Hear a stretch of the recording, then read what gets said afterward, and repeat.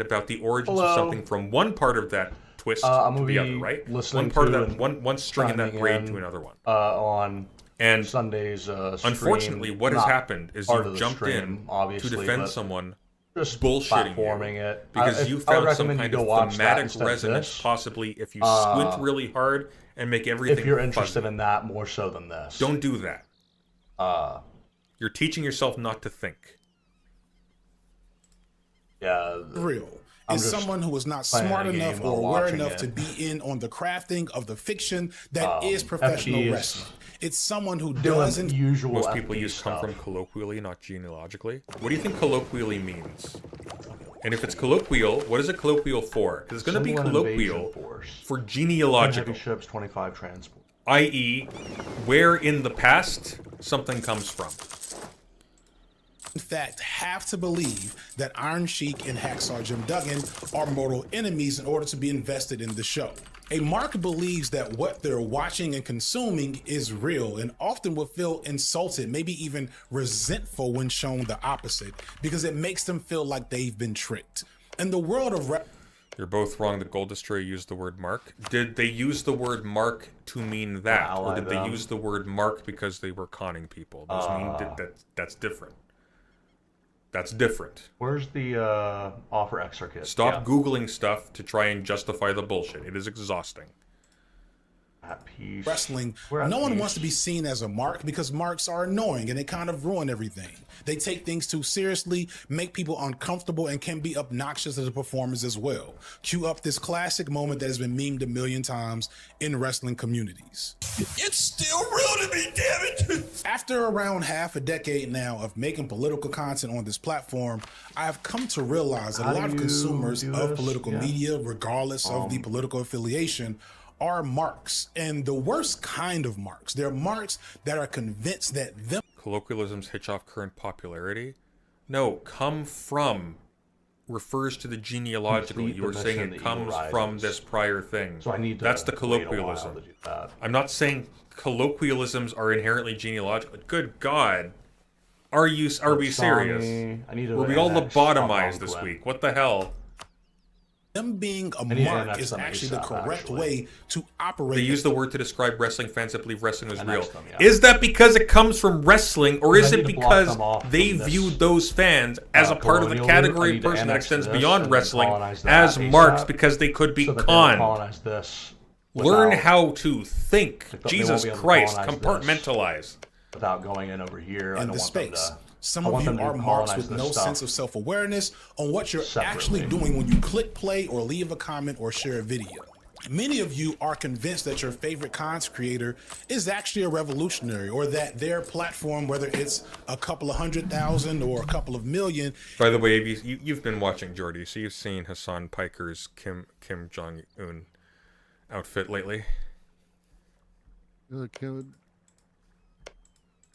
You mean the Mao Are they outfit? colonizing? He I wore don't to think the they're thing? colonizing. Whatever. That's really stupid. I thought it was cool. That was Annoying. really. Yeah, it's a cool outfit. What the fuck? I thought it was okay. It's I don't know. It's sort of giving like Trump showing up at a presidential address wearing a pirate outfit, but you know, whatever. I mean, it worked. If They that's got the Norse case, it worked mead. for that. Fair. They got Norse mead. Sunday, remember when Nice, Tyler good for told his them. audience he likes to trick people? I remember. Yep. His audience, of course, being very stupid, did not register that as important information. is some type of huge platform in the grand scheme of how political ideas and issues are developed. Or even worse, that your least favorite content creator is some type of CIA asset sponsored by insert government entity here to do. I don't think you're a CIA asset. I Evergreen, think you volunteered Covenant. yourself to be useful in that capacity, regardless of whether or not they contact you. It's actually Odyssey wonderful. and for them. Frontier do Edict. We need evil to do stuff that. on YouTube to stop the that, revolution yeah. from happening, which is why you have to leave as many we mean need the comments as you coinage. can in their on their videos. Sorry, I just can't. I probably Like, should this have done is- the coinage This is edict one of those first, so I would have been able things to help that my loans shit faster. content creators do, where they create but I don't like think that's fake too big of a deal. caricatures of somehow I'm gonna someone check out who the, believes the comment section audio is real quick. absolutely true revolution, to make sure it's and not echoing also or anything. can't distinguish creators or movements, and cares about rival YouTubers as like intelligence. Like this is, there's no one. This is people talk shit and they shit talk. But I don't like, think is that's there, too big do of a you think difference. there's people Okay, aside let's- from like obviously a handful of probably mentally ill, but the vast majority of people who even make the comment aren't like, yeah, he's a CIA plant. This isn't. It's such an absurd caricature. There's no audience there. There's no person there. It's, hey, don't you hate these people that you occasionally see talking shit in this way? Let me give you a reason that they're even worse than you think. Nathan says this is directed at Bad and Pinata. No, that's incorrect. This is directed at Bad and Pinata and a whole lot of other people who were pointing out that he was bullshitting about being pro-Palestinian the entire time.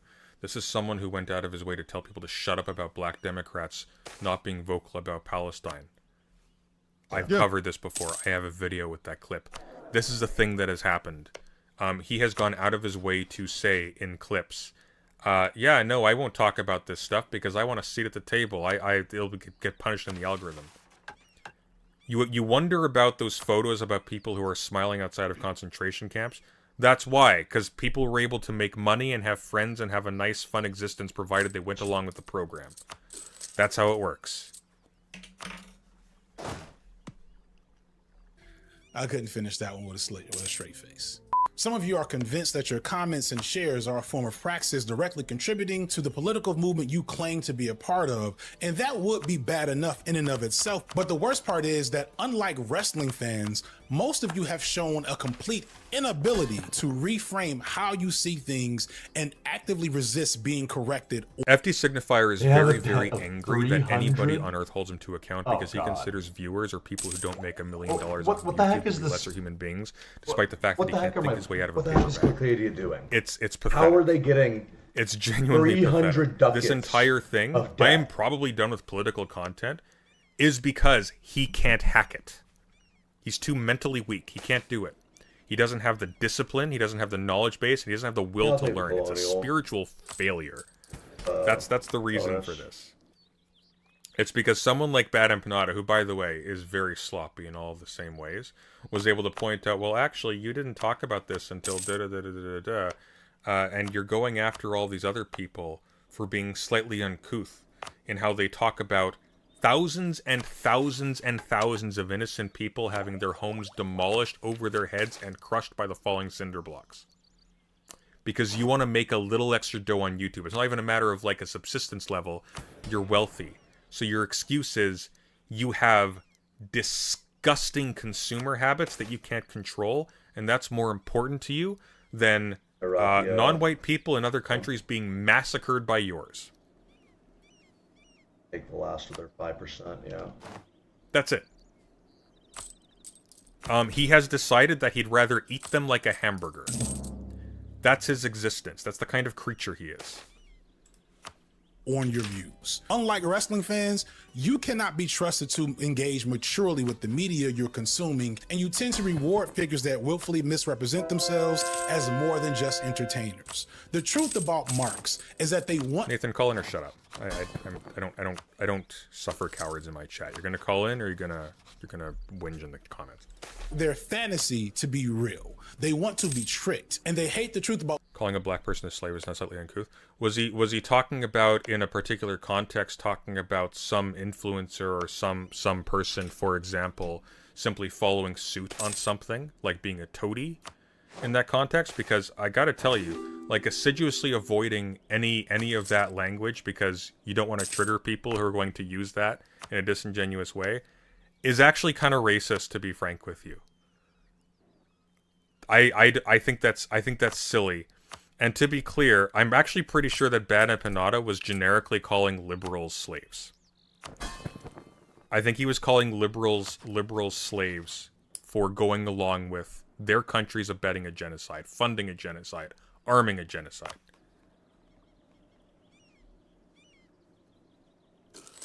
Like, I think he's wrong about FTC's use of the word mark. The term mark here isn't just generic internet slang. I didn't say mark isn't generic internet slang. Mark refers to a vulnerable target for a con. It's not internet slang, but it's also not from wrestling. It may have been deployed in wrestling. Seems like it was. That does not mean it comes from there. No, it comes from carnivals where wrestling started, and at best, it's because wrestlers. How do I call in? wanted- Ooh, we got a biter. I will post a Discord link in the chat. One moment. Brooks, be nice. We like people to call in. I mean, it's Nathan. Nathan pops into mind. Nathan's. Oh, is that Nathan? Okay, wait. I like people who call in. People who call in are better people. They got stones. I like stones. Okay, here you go. Join. BE used the term goy slave if I remember correctly. Well, there you go. That's not even the same kind of thing. That's stretching. That's stretching so much. Did you know Brooks said the word boy earlier? Did you catch that? Shit. Like that's the kind of attitude. It's ridiculous. It's ridiculous.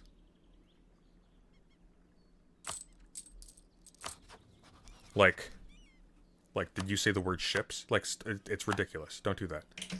That's pathetic. I was making a point about like grasping. My audio went out for a second. Sorry. I was making a point about the grasping about the slave comment. That was not making a commentary on the person's ethnicity. That was talking about a relation of dominance politically. And it was like, oh well, the person you used that word with happened to be black. It's like, fuck off. Genuinely. I have done a reading of Nietzsche, and I am ashamed for my black brothers who are angry that I keep using the word slave morality. I mean, he was talking about Jews. But anyways. Okay. Yikes.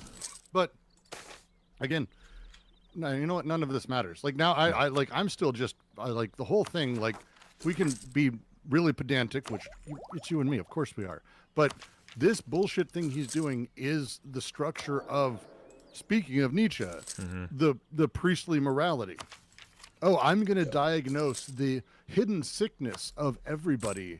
You suffer, and I'm going to tell you why. You are actually the cause of the suffering. You people, not me. I could never be such a thing. It's hilariously, like, on the surface, the shitty thing that is, and again, as you're saying, people are into this. It's a whole thing. But, like, the idea of what he's doing is so gross by building this foundation of this type of person who doesn't exist, like, functionally as a thing. But we're actually going to still dive in, and when we're still going to talk about, I'm going to tell you about their internal workings and who they truly are, and it's like, Jesus Christ. Can make more. So why are they? Need to get rid of the loans. Have they joined the Discord? Get better prestige. I put the link in the chat.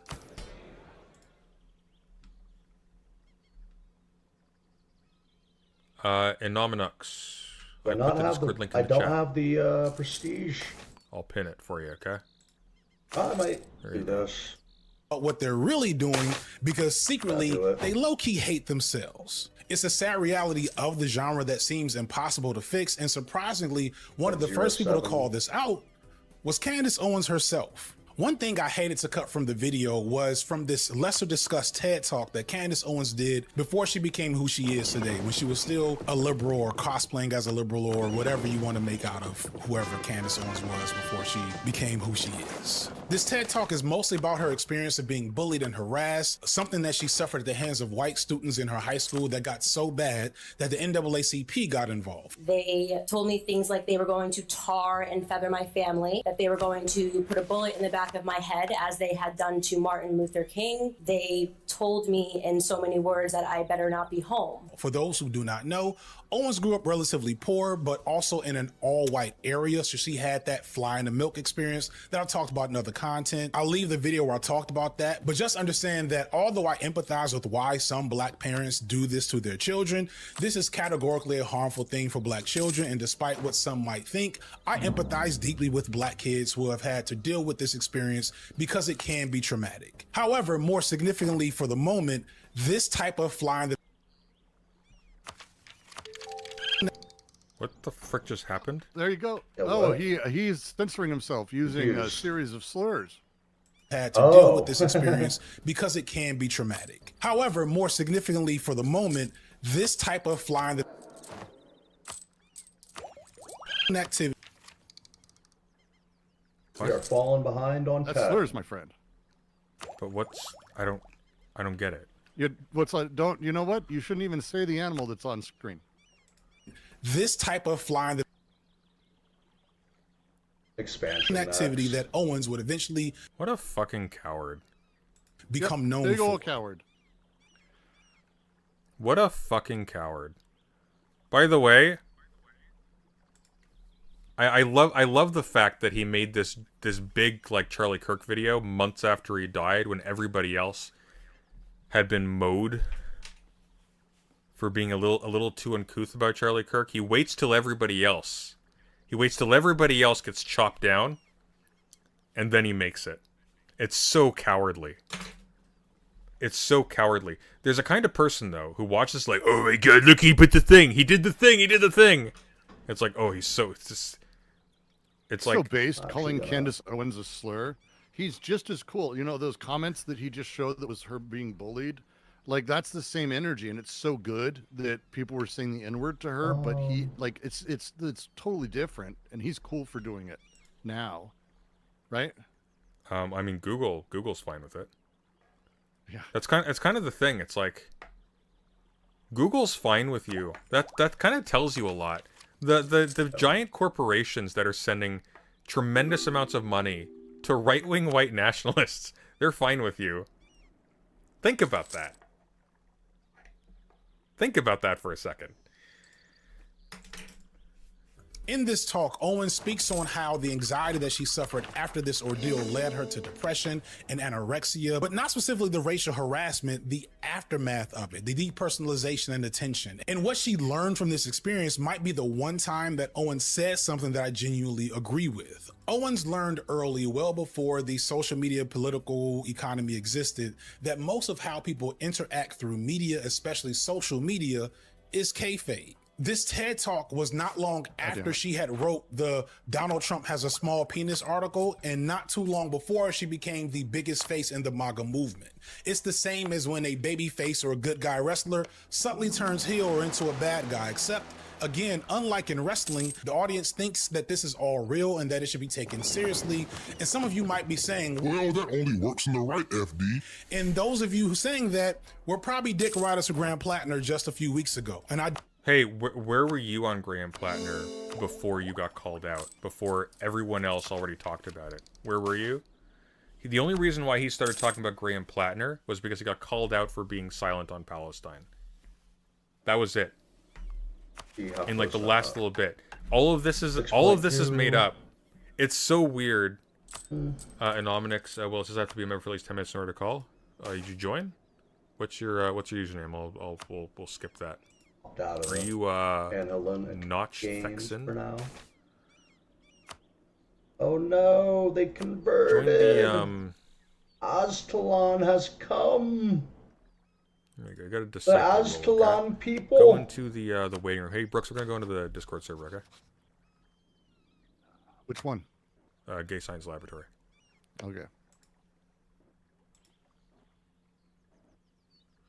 Go into the waiting room for Colin, please. Thank you. don't have to point out how many. I used to be right wing. Oh wait, I need to share my screen again. 1 sec. Blah, blah, blah, blah, blah. All right, I'm gonna mute myself for a minute while you chat with new person. Well, they're not here yet. Oh, okay. Creators are in this space at this moment, but there's plenty. So clearly this is not purely a right-wing thing. When I analyze what Owen says here, she seems to understand early on that all of this is kayfabe. It's just that most of the people involved, both the creators and definitely the consumers, don't realize it. They didn't realize they were participating in an agreed upon fiction, and thus they act. He first talked about him on a live stream a few months ago and admits he doesn't follow electoral politics closely. Well, he's not allowed to not follow electoral politics closely. He told people to shut up about black Democrats not being outspoken about Palestine. What are you, his publicist? Shut up.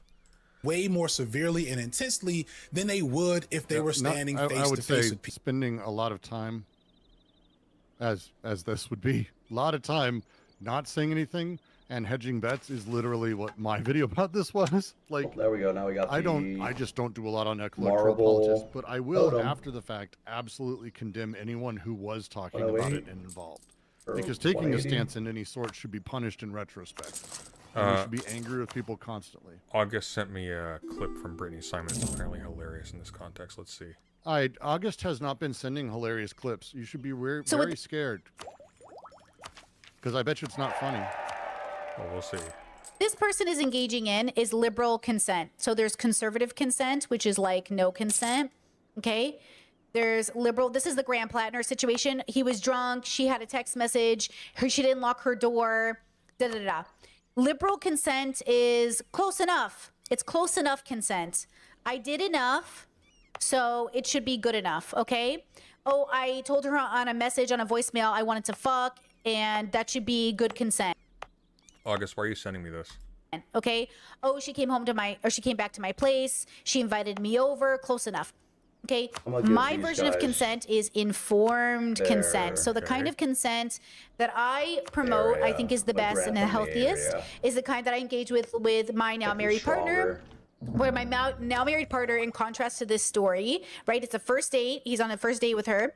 He goes to get to a second date. I know you want me to come over Thursday, but like, if my now married partner is such a weird sentence. If we're not gonna fuck, I think we should stop talking because I don't know if I like you until we fuck. And it's like, okay. So, and I know he said, I know you already are like not into it, but like, let me know. Okay, so it's not consent. It's not an informed consensual conversation because informed consent requires a conversation. Okay, I don't know why you're saying this. This has nothing to do with what we're covering. Sorry. That's because the method of activism has morphed completely. When our parents and our grandparents were coming up, that word required a physical presence. They had to march. It's a strange way to refer to your spouse. Well, it's not her spouse. That's why. That's her partner who is married to someone else. Which is just like, I don't know why you would consent to being the lesser party in a partnership, but that's just me. On the front lawns. It's poly shit, yeah, but typically poly shit sort of eschews marriage or includes all the parties in the marriage for the sake of equivalence, right? When it's like, oh, I can explain everything. God, it's Richard. What did I do to you, Brooks? I want to get this done. I thought I didn't know. cool. You're Inno in Nomnix? That's weird. He's no. not. Okay, what do you want? What do you want, Dick? Okay, I'm gonna explain what August sent because we discovered this clip together. Okay. Sorry, August. Do you know the I'm mean, drama apparently. about? Yeah. Do you know the drama with the voicemail guy? Basically, we need to get more Caribbean colonies. Okay, so a woman posted a screen recording of her friends. Okay. Which was a guy being like, "Hey, we went on one date and it was good, but I want to make sure that if we continue seeing each other, we're sexually compatible. So you should agree to sleep with me on the second date. And if not, then I'm not gonna see you again. Okay. We should just go our separate ways." Okay. And people were split on this in general. Like, some people were like, "This is what consent looks like," and other people were like, "This is disgusting. What the fuck?" And here she's explaining why the people that are saying that this is what consent looks like is wrong. Because they're not, and the reason that that's wrong is because he's not practicing informed consent, which is actually a medical term, but she's misusing it because she's foolish. Wait. She thinks that he's... So the guy who's refusing to see some woman who's insisting that he sleep with her? Or is it the reverse? It's the reverse. The man wants to sleep with her. So he's not practicing. We need a world empire. The world empire mission. Basically. That's weird because he is informing her. Like it's like that's a gross way to conduct yourself to somebody, but that's not violating consent. That's just sleazy. Mm-hmm. Yeah, like the consent isn't the main issue here. Yeah. It's more like first of all, the fact that the question is whether he's going to respect her decision in the moment. Like, for example, she can agree to have sex with him in response to the voicemail, but then when the date actually comes, she might say, "I'm not really feeling it." Will he respect? I don't think that's implied one way or the other. That's just not in the equation. Yeah. Like, because if he doesn't respect it, that's a federal crime. Yeah. So that's all. Exactly. Like, you don't need to go there. It's like, because if he wouldn't respect it, then why are we even bothering to consider, like, well, what did he say in advance? Like, why would he respect it in advance of that? I don't know. Anyways. For my consent in triplicate, signed and faxed and notarized. The White House to put an end to the Vietnam War. What They I had to was risk actually their hoping life. that you would look at from Brittany Simon is in the description of her channel, she has like a link with her philosophy in it. Mm-hmm. And all the comments are like, wow, Brittany, you're such a good philosopher. And clearly she's not engaging with like a single real philosopher. She's just like making shit up. Yeah. And it's really funny. In that sense. It is. Well, the actual philosophy isn't that interesting, but still the fact that she's like doing this and people are taking it seriously is funny.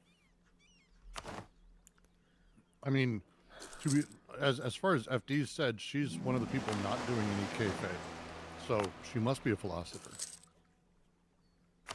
Yeah, she definitely has a persona,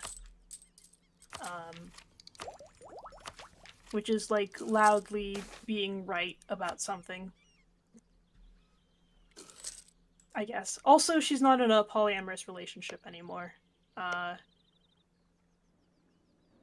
Yeah, she was polyamorous, but is in a monogamous relationship with her. All right, I don't care, Richard. Enough, Brittany Simon. Okay, I appreciate you. No more. Thanks, August. No Thanks, more. August. You're welcome. Thanks, August. Also, question: should I stream after? Yeah, go for it. Are you gonna go on the GSL or on your own channel? My channel. Okay. Well, I mean, if you don't want to make money from it, go on your channel. There you go. Just to remind everybody, if anyone's To watching, put an end to institutions like segregation. Activism meant maybe being arrested. Activism meant maybe being killed. So they had to care deeply beyond the concept of a trending hashtag to voice their outrage. But say we have the internet. And the internet is fast, and the internet is amazing, but doesn't exactly require a physical presence. And Editor, cut all of that out. Okay. It therefore allows us a level of detachment. And what I think Owens realizes after this moment, or what she was probably developing that explains where she went later in life, is that a lot of you want to be marks. They want to replicate the actual feeling and energy of doing something, but in the safe, low stakes environment of social media. And that all she'd have to do was keep telling good stories and people will reward her for that. And if you look at Owens's career, that's what she's done. Conspiracy theory after conspiracy theory, George Floyd. George Floyd was not an amazing person. First and foremost, George Floyd at the time of his arrest was high on fentanyl and he was high on methamphetamine. The president's wife in France. And today I have been sued by the first lady man of France. So let's just go, guys. Let's just go. Now whatever's going on with Charlie Kirk. It is an absolute fact that Charlie Kirk thought that he was a time traveler. He fused with random people, Kanye really West, MAGA, not MAGA now, and of course Israel. Most of it just comes down to her knowing that if she says something with enough intensity and sincerity, there are people out there who want to cling to her every word. Taste of real medicine, but that's not sneaking that line and want to. That's claim. not good. It's because they're like, oh, she's intense. That's something I want. I am now deciding, and that's not how it works. He's literally like debunking himself with this example. The belief has zero effect on it. Has no effect. Oh, what's the best province for and this? The important part to understand is it doesn't matter how wrong she is, how false what she's saying is, and how many times I or anyone else debunks her talking points, just like it doesn't matter that Triple H loses the night of WrestleMania or loses any amount of matches. He will have the belt back by SummerSlam so they can start the cycle all over again. Oh, so you see, everybody use. What is it with your server and your culture of just like, oh, well, we interrupt slightly, I'll just keep talking, they'll just all work out. Interruptimus over here. It's like, it's like, I swear to God, like. Lefos, Pylos. Pylos? Yeah, Pylos. Fuck, it's like, look, guys, all of these smaller creators and nobodies and people who are like, hey. Yeah, they can. That's available. That's kind of weird that you're like going after these people. I'll just do Lefos. Who are pro-Palestine when you've been silent about a genocide for this long, but you're going to clutch your pearls because you found some language that you can stretch, like Michael Jordan's Space Jam, to maybe possibly sound like something a racist would say in a different context. It's so pathetic. Like, And it's so transparent. Because he's not... Candace Owens is not acknowledging his existence. Thank you, Gingaros. Candace Owens is not acknowledging his existence. He's not being acknowledged by bigger figures. This is about smaller people, and he doesn't like the idea of other human beings holding him to account for anything. He just wants to make money and then sit down and eat chips. I think you absolutely nailed it, because if you're going to say that the incredibly dangerous and actually quite effective rhetoric of Candace Owens is no different than watching WrestleMania, fuck your entire political project. Yeah, Hey, that's how you fucked. doing? Are you kidding? Yeah, I'm here. What's up? Hey, I don't know. Oh, I forgot we have a 666 air. Yes. Pause the YouTube. Yes. channel, or- Thank It you. might be a good idea if you want Thank to hear you, it. I random gotta child be of the right back. Reeds event. Yeah, Thought so- was- yeah, You're, don't you're worry about great. it. I love you. I'll be right back. Brooks entertained. It's the first time I've ever called in, so sorry. I made a good decision by, getting rid of that first air I had I'm good. for this guy. That's very I important. guess I gotta wait now. That's my punishment. Yeah, I don't know what you're here for, so I'm probably not the person. I'm more just at this point like the idea that kayfabe is being used, and you're not stretching it out and saying, "Oh, here's how it works in politics," but saying that fundamentally the stakes are the same for Candace Owens as for WrestleMania is fucking insane to me. Like just as a I think statement. that's I think that's insane too. I think FD Signifier is a bit of a hack. I'm just calling in because I like this channel. I've been listening. Is it the Marks thing? You're here about the Marks thing, right? I'm in the Marks thing. Yeah. So here's the thing: the use of marks by wrestlers, you can trace back, sure, but it's being used in the space of the carnival. It'd be like saying that it's traced back to the Tilt-A-Whirl. No, it's traced back to carnival culture where everyone had to basically get paid for what they were doing, so they were always looking for marks. I actually really fantastic book that I've been reading, Markets in the Making, Kellon's book on how it wasn't carnival barkers, but specifically salespeople, and how the bazaar and the sales Imperial culture Tomb of having the Monument, guy what's out front that? who's like, "Hey, you look like a very smart man." That thing that they had to do inside know of a why carnival, people didn't pay like $20 to go Why in. it's glitching They with went the- in and then they paid $1 here, $1, like obviously cheaper than that depending on the era, but they'd pay per thing. So people were marks, and so if anyone is using that, it's not being used in terms of, oh, that's a wrestling fan or someone who willingly over believes that wrestling is real. That's not at all the derivation of it in any meaningful sense. All right, I'm back. Hey, what's up? I'm sorry it took me a while to call in. It's first time calling in on anything ever. You're all good. You got a wonderful voice. You want to introduce yourself to the... I can't speak. Oh my god. Would you like to introduce yourself to the chat? Yeah, and I'm an Ox. I'm new to YouTube and new to this channel. Cool. Yeah, so I was calling about the Mark thing because it was funny. It was funny having you yell at me and tell me I need to read a book. That's how it works. Yeah. So I get what you're saying, that there's this etymology, right, that predates wrestling, and that the word mark had been around in early carnival culture or whatnot. But I'm calling because the popularization of the word. There's just because a word itself can be traced back to, you can take etymology and trace That's it a back valid 50 point. years, 100 years, 1,000 years. Doesn't mean that there's not a semantic narrowing over time, right? And I don't think it's semantically narrowed to wrestling. I think it has Not at all. I think it has predominantly been for people who are vulnerable to being conned, and then it was extended to wrestling. The reason why it matters that he's saying it's from wrestling is because that's an historically inaccurate statement by itself, and it's one of those things. Yeah, and it's one of those. I think that's probably true. But Probably right about that. but it's not just historically inaccurate. It's kind of inconceivable that you would think it comes from wrestling unless you were getting it from the source that I got it from. Yeah, no, I think you're probably right to say that it doesn't come from wrestling, right? But you could say that about a lot of words and a lot of terms, right? Like that the original meaning itself may not come from wrestling, but the wrestling and carnival culture are so intertwined. It's like an incestuous relationship between the two, right?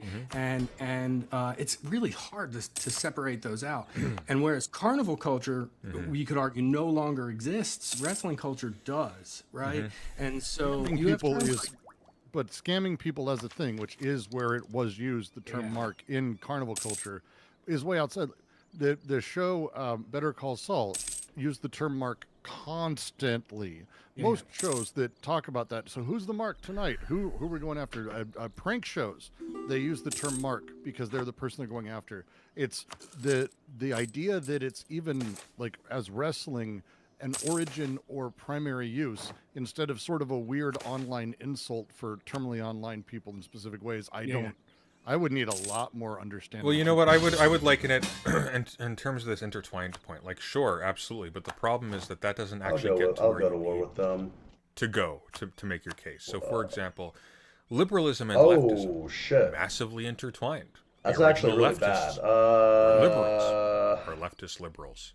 Does the word It's actually leftist really refer to bad. I liberals? should have Does checked it it refer out to before I leftists? said What is yes. a reactionary? Is it an anti-liberal or an anti-leftist? No, but you're I'm helping just me gonna with my restart. point now by making that, by showing that How the so? word liberal and leftist change over time because of the different semantic communities. Oh, yes, and but here's the point, though. Communities that are using them, right? True. So, That's true. However, it changing over time is a historical fact. You can get it wrong. And so the fact, for example, that the word mark has been deployed in wrestling over time does not mean that it is the most common use of that word to be in wrestling or that it's from there. That would just be a factually incorrect statement. And you might think the stakes are low in this case because it's like, who the fuck cares where the word mark came from? It's not going to affect any of our lives. The problem is that what's happening is that people are being entrained to use this kind of intellectual Maybe laziness with respect even to alter everything. the game files a little bit more. yeah, just I make think it that's probably. easier. I think a lot of things that you're saying are true. In And the early there's a lot of game. words that will come out of the carnival that then get That will popularized by then wrestling, right? translate So into a you talked about kayfabe earlier in middle this game. stream, right? Like that's not. Sure. That was the idea of kayfabe is may where have I was been at just kind now. of Like early cauterized in the middle late game. 70s and early 80s, but carnival. late- Hey, can I'd like to clarify something for a second, okay? I don't hate FD Signifier as a human No, being. me either. Okay. But I disagree with a lot of what he says. Sure, I do. But to be clear, like there are people on this platform that need to go away who are actually just botched. I don't think that's the case with this. I don't think that's the case. Calm down. No, Philosophy Tube is not one of those. Philosophy Tube sucks, but she's not that bad. As a human being, she's not that bad. No, these are people who are cowardly and self-interested. You can live with cowardly and self-interested people. These are not people who are fundamentally violent in their nature, right? Yeah, and I guess the reason I called is that, like, I don't hate him either, but I'm also not standing for him, right? Yeah. Right. And I do think that if you are going to criticize somebody like FD Signifier, who has a pretty big audience, I mean, it's an audience of people who probably are not thinking too critically. I respectfully disagree. See, here's the thing: someone like FD Signifier does have a lot of viewers. Yeah. When you say audience, I think of something a bit more particular. So I'm just thinking about all the grad students I sat in grad school with. I'm thinking about Yeah. people who listen to him and take something away. And I think the number of people who listen to him and take something away is exceedingly small for two reasons. Yes. The first is that I don't think anybody listens to him. And the second thing is I don't think there's anything to take away. So when I look at FD Signifier's popularity, I see the rug cleaning channel. That's You said what- something earlier in the chat that I totally agreed with, which is a lot of people, and especially a lot of white liberals, listen to him specifically because it sort of helps to assuage their guilt or some sort of I think it makes them feel sophisticated, like they are makes them feel partaking. sophisticated. You know the Captain America show? No, I Okay. don't watch much TV. Okay, well in the Captain America the Falcon and the Winter Soldier show, which is terrible by the way. They bring back it's called Zeno, I think. This like mastermind guy is first seen as him reading Machiavelli because only smart people read Machiavelli in prison for the first time. I find that so funny how it's like I love how in the show The Boys they show the smartest woman on earth and what's she reading? Entry level philosophy textbook. Yeah. Like you just got there, okay? Smart. Allegory of the Cave. No, it's because it's Eric Kripke's cousin, I think, who wrote that Salt Crypty. But it's embarrassing. But like there's a conversation that's been memified tremendously, where Zeno starts. Sorry, it's not Zeno. It's Zemo, right? I think it's Zemo. Starts explaining like some black musician to the Winter Soldier talking over the Falcon, who's a black guy, and he's like, well, he's out of line, but he's right. They want to be that guy. Like it's not about assuaging white guilt. It's about there's a kind of social cachet that people try to gain by being conversant with stuff they don't actually respect the way they respect other material. It's also stuff they don't think about, right? Like, well, that'd be so why. It's the ability to just watch the thing and then later go and talk to your friend group or leave a chat online and just echo what you heard the day before on some video because it sounded smart and it came from a guy named FD Signifier, right? Mm-hmm. It's one of the things that I admire most about your channel is that you have a lot of kind of different and controversial. Not always. I don't always agree with what you say, and sometimes I think you're wrong, flat out. But I do like the way that your mind works. That I don't hear you sort of parroting what other people say, and I think that's more important, right? Like I think the people that need to go away on YouTube are the people that are just saying the same shit over and over and over again, right? And I like that you're criticizing FD Signifier. I think don't watch them. The reason I was being a little pushy in the chat is I just think you were picking at the wrong scab, right? Who cares? Who gives a fuck whether he used the word? I don't know if I could say that. Sorry, but who gives a crap about whether he uses the word mark, right? When 90. I don't care about him using the word mark. Yeah. What I do care about is someone making a historical statement and in training his audience to not care when they are being fed wrong information.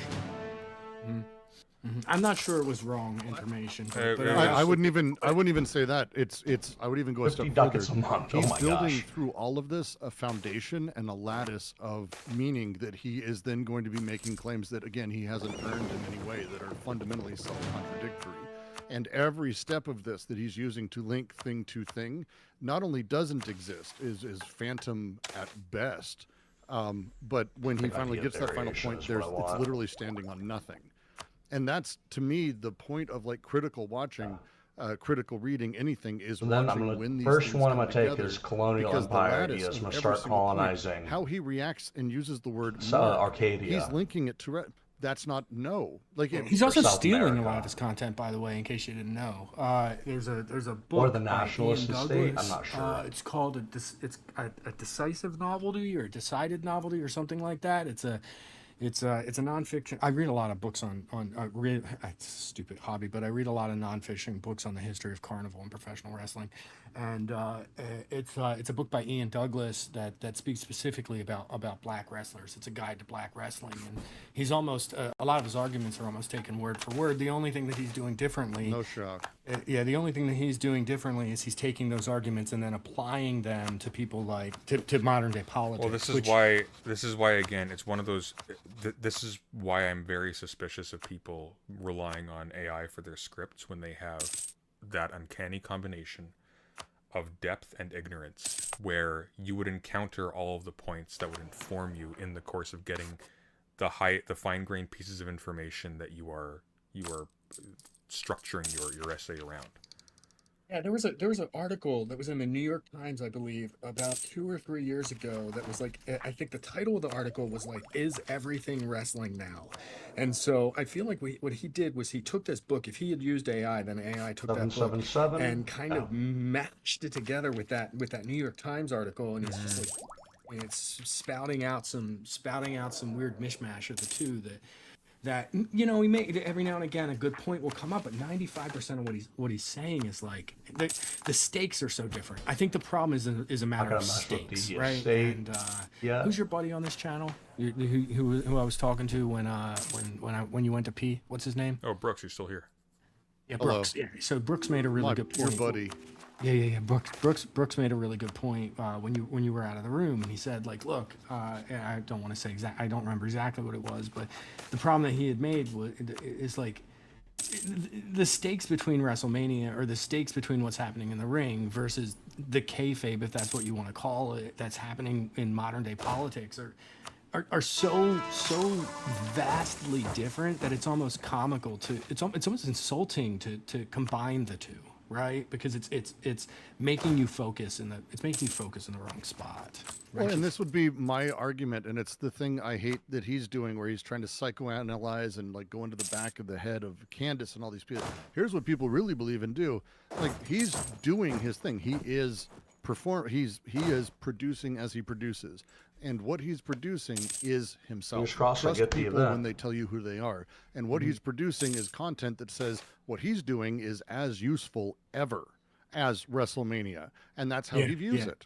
Yeah, and it's, which is silly. I think it just says a lot about his content.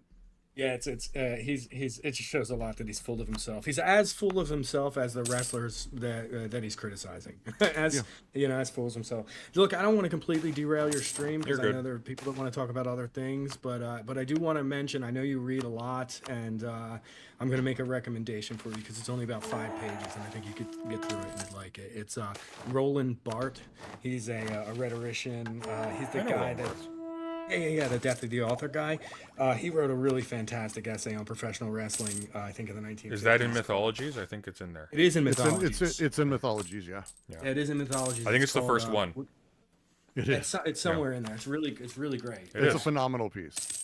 Yeah, it's phenomenal. I've never heard of that. I think it's if you're ever interested in learning a little bit more, getting a little bit more into the rhetoric of wrestling, I'd recommend it to your audience. But maybe we'll. Yeah, cool. Thanks for calling me. No problem, man. I'll continue to listen, and I'll throw you some money whenever I can. Oh, you better. Thank you. Hey, thanks for coming on. I appreciate it. You better. Yeah, no problem. Thanks for insulting me. It was fun. You're welcome. All right, bye. See, I'm nice when they come on. Well, I mean, that was actually quite a good call. That was a pretty good call, actually. Some of them do suck. That one didn't. I was very ready for the worst, and that you left me immediately. I'm like, dude, seriously. Entertain Brooks and deal with the fucking possible troll. That would have been fun. Hey, it turned out he was quite lovely, but it could have been really just the worst. I had to go really badly. I was in there for like 15 seconds. That's fine. Okay. That's fine. She herself calls out that her parents and grandparents had to meet their enemies in the street in order to take action for the purposes they were out in the streets for. She recognizes that her bullies, these rich white boys who threatened her over the phone, probably wouldn't have done that to her face, because there would not have just probably been immediate consequences, but as she puts it, they'd have been grounded in their humanity in that moment. And it'd have been hard to tell a person as you're looking them in the eye that you're going to kill them. But via a medium that obfuscates humanity, like a phone or more effectively a screen, all of that goes away and people indulge in that escape. They indulge in kayfabe, and that wouldn't be the worst thing in the world. It probably wouldn't be bad at all if so. Jesus Christ. Last time So kayfabe is just Fantasyland now. It's just whatever private individuals do to get scared. It's just many of y'all. Yeah, it's amazing. It's mediated disinhibition. Like, it's who cares? Like, this is now just like, who gives a fuck about anything? Well, because he doesn't have any of these concepts in his head, so he's just kind of riffing on it as he goes. So he's lost it. Ugh. Marks. Some of y'all are mad that I still haven't made a real video debunking or addressing Candace Owens. You're a bit salted that the video really wasn't about Candace Owens. Who? What? Because you said it was like, this is one of he opens the video talking about this, like, I put her in the thumbnail. I said, it's not about Candace Owens. I put her name on it. I wore a t-shirt. And it's like, yeah, dude, you literally did all of the signifying to say, I'm going to be doing something to Candace Owens. And then apparently, I didn't watch it, but he's like, I didn't barely mention her. Ho, ho, ho. And it's like, dude. Leave it to FD Signifier to not know what a signifier is. Oh, shit. Why? Going back to that now infamous talk I did with Dr. Ball and some of my peers, the topic of not talking about Candace Owens came up, and we as peers... That talk is infamous, by the way, because he was calling out people like Cavernacle for being a Nazi. It's like, holy fuck. Had a civil Did disagreement he go harder that on was Cavernacle than Candace Owens in that? He went hard on Tabernacle. Because like I'm not a big fan of Tabernacle, but like he didn't repeat like, he didn't repeat on Tabernacle, but he went hard on Tabernacle. And like the thing of it is too is like Fairy power, yeah. Empty Signifier may not have an attentive audience to his words, but they are attentive to people he disparages. And that could have like been a shitstorm for Tabernacle, depending on how he responded to it. Completely unjustified. And I'm not a massive Tabernacle fan, but like that was gross and pathetic. And the entire conversation, he wasn't just doing that with Tabernacle. He was like weirdly disparaging because he had that other deculturation moron who was just making shit up and pretending to be historically literate. To conquer these guy guys. in the call who is I'm like, a oh little bit yeah, late the on it, Irish but they've folded and they're complicit now with global white nationalist imperialism. It's like the Irish were the first colonized people in British history. They were the experiment. I've told my Irish friends, a couple who are pretty political, and they were fucking hilarious. They thought it was the funniest fucking thing. They thought it was lying. Yeah. They were like, what are you talking about? Like, are you kidding me? It's like, yeah, no, that's okay. That's okay. He's got a good handle on it. He pretty much directly said his criticism was primarily directed at it doesn't matter. Good God. It really doesn't. Like imagine I go on a big rant. He's racially essentializing people, but it's only directed at him. Jesus. It's like it's like imagine you go on this big homophobic tirade and at the end you go, no offense though. Like I've said some bad stuff really? about fucking Candace, but I'm not proud of it. One of those things. I genuinely. From Dumb and Dumber. Man, you. As I was saying, I was like, holy shit. Weird. By the way. And that's why I said it. Very and then, weird like, almost attitude immediately about within gay the men. day, I was like, just by the by. I'm gonna take that shit back and make an apology to Candace because that's messed up. Remember that thing we covered a little and while ago? And I knew it was like he was making all these weird. The kind of thing I forget that the exact video, but he was making all these like weird if she were to see insinuations it about like in ways that echo and harken back to her pre-existing. I want to dig it up at trauma. some point. Somebody in the chat maybe remembers it. It was not too long ago, but it was Which so weird. Ties into the nature That'd of. be weird. I mean, a lot of people in Black liberation movement recent have a really good history of about really good the metaphysics of whiteness standings and understandings. I really would not consider FD Signifier to be a part of that. That was just a lot of sarcasm. Yeah, I'm that's sure too many layers. Too many layers. 2 minutes short. Okay, fair. Too hard to follow. But there are people in the chat, in the comment section, that were furious. They were big mad that I and others were not interested in kayfabe addressing Candace Owens. That's not kayfabe. You lied to them about the content of the video and then were ironic about it as if they made up for it. Owens for the show. Folks were calling me a coward and insinuating that I wasn't doing my job. One said, and I quote, "I'm okay to ignore them, but ignoring them doesn't make them go away." And the video essay does? Yeah, we know you're useless. Thank you, FD Signifier. You could at least educate people, though, but that's asking too much, apparently. But I would actually say, this is again, real basic idea here. I'm not saying one video would make her go away. I don't think anyone thinks that. No. But when you have the views he does, and this is why, like, the number of videos he's done saying, what I do has no point, and yet at the same time, like, shitting on people for having stances on things in videos. Because if what he does doesn't matter, then what Candace Owens does doesn't matter. Which would be weird, because I think we could very easily argue a lot of different things, but the podcast world made Trump. The online world put Trump in power. Bannon talks about this. Like, we know that the online world has some level of push. If you have this audience and you're not doing something with it, except reminding people Candace Owens exists and directing people to her channel and saying racial slurs about her. Because if you want to talk about kayfabe, that would be it. You're calling her racial slurs and empowering the, like, heel mentality, like, in real time right here. Mm-hmm. Like, he's doing kayfabe more than anyone, and it's embarrassing that he thinks it's everyone else. Jesus. God, this is awful, dude. I hate this video. Nah, it's one of those things. Do y'all know how many Candace Owens is bad, and here's why videos there are out there? literally funny. thousands, probably hundreds As I said of in thousands Sunday's at this. chat, You know how many Charlie Kirk is bad videos there are out there? as There were I said in lots by the time Sunday's you chat, made yours when everybody else had already been cut down because you waited till it was safe because you're everyone and everything is fucking performative. And He waited months. In my afterwards. opinion, at least. He waited months after Charlie Kirk was So- dead to make a big video essay about how guys. I don't think Charlie Kirk was a nice guy. Charlie Kirk was kind of a bad guy. Did you know that? Yeah, big bold statement. Months after everybody else got fired for it. Please join my Patreon. YouTube didn't think it was ad-friendly to show an animation of Charlie Kirk as he was getting shot having his neck unzip in the opening screen. Never saw it coming. Like, it's ridiculous. Point. What has that done to make her go away? Only a mark believes that that's what's happening when I or someone else makes the anti-Candace Owens video. In reality, the opposite is true. Especially me, a person with a relatively large platform, speaks on Candace Owens. All I'm doing is pouring more fuel on the fire that... But you're doing that now anyways. Yeah. Yeah, but so you're doing that. What the fuck, dude? Sorry, No, go ahead, Sunday. who is forcing Don't do you that. to make Give this myself video? 11. Who's twisting your arm? Why What? not? What? The idea then I feel is like it. I can tons of talk money. about her and it helps her, but if I talk about her but do it negatively, that also helps her. But I'm Race not going to talk principle negatively about her. I'm going to reforms. be pretty much middle of the road. Except for and the just slurs use I racial call her. slurs. Yeah. Because I'm a good leftist who cares about emancipation of humanity. Good work, shithead.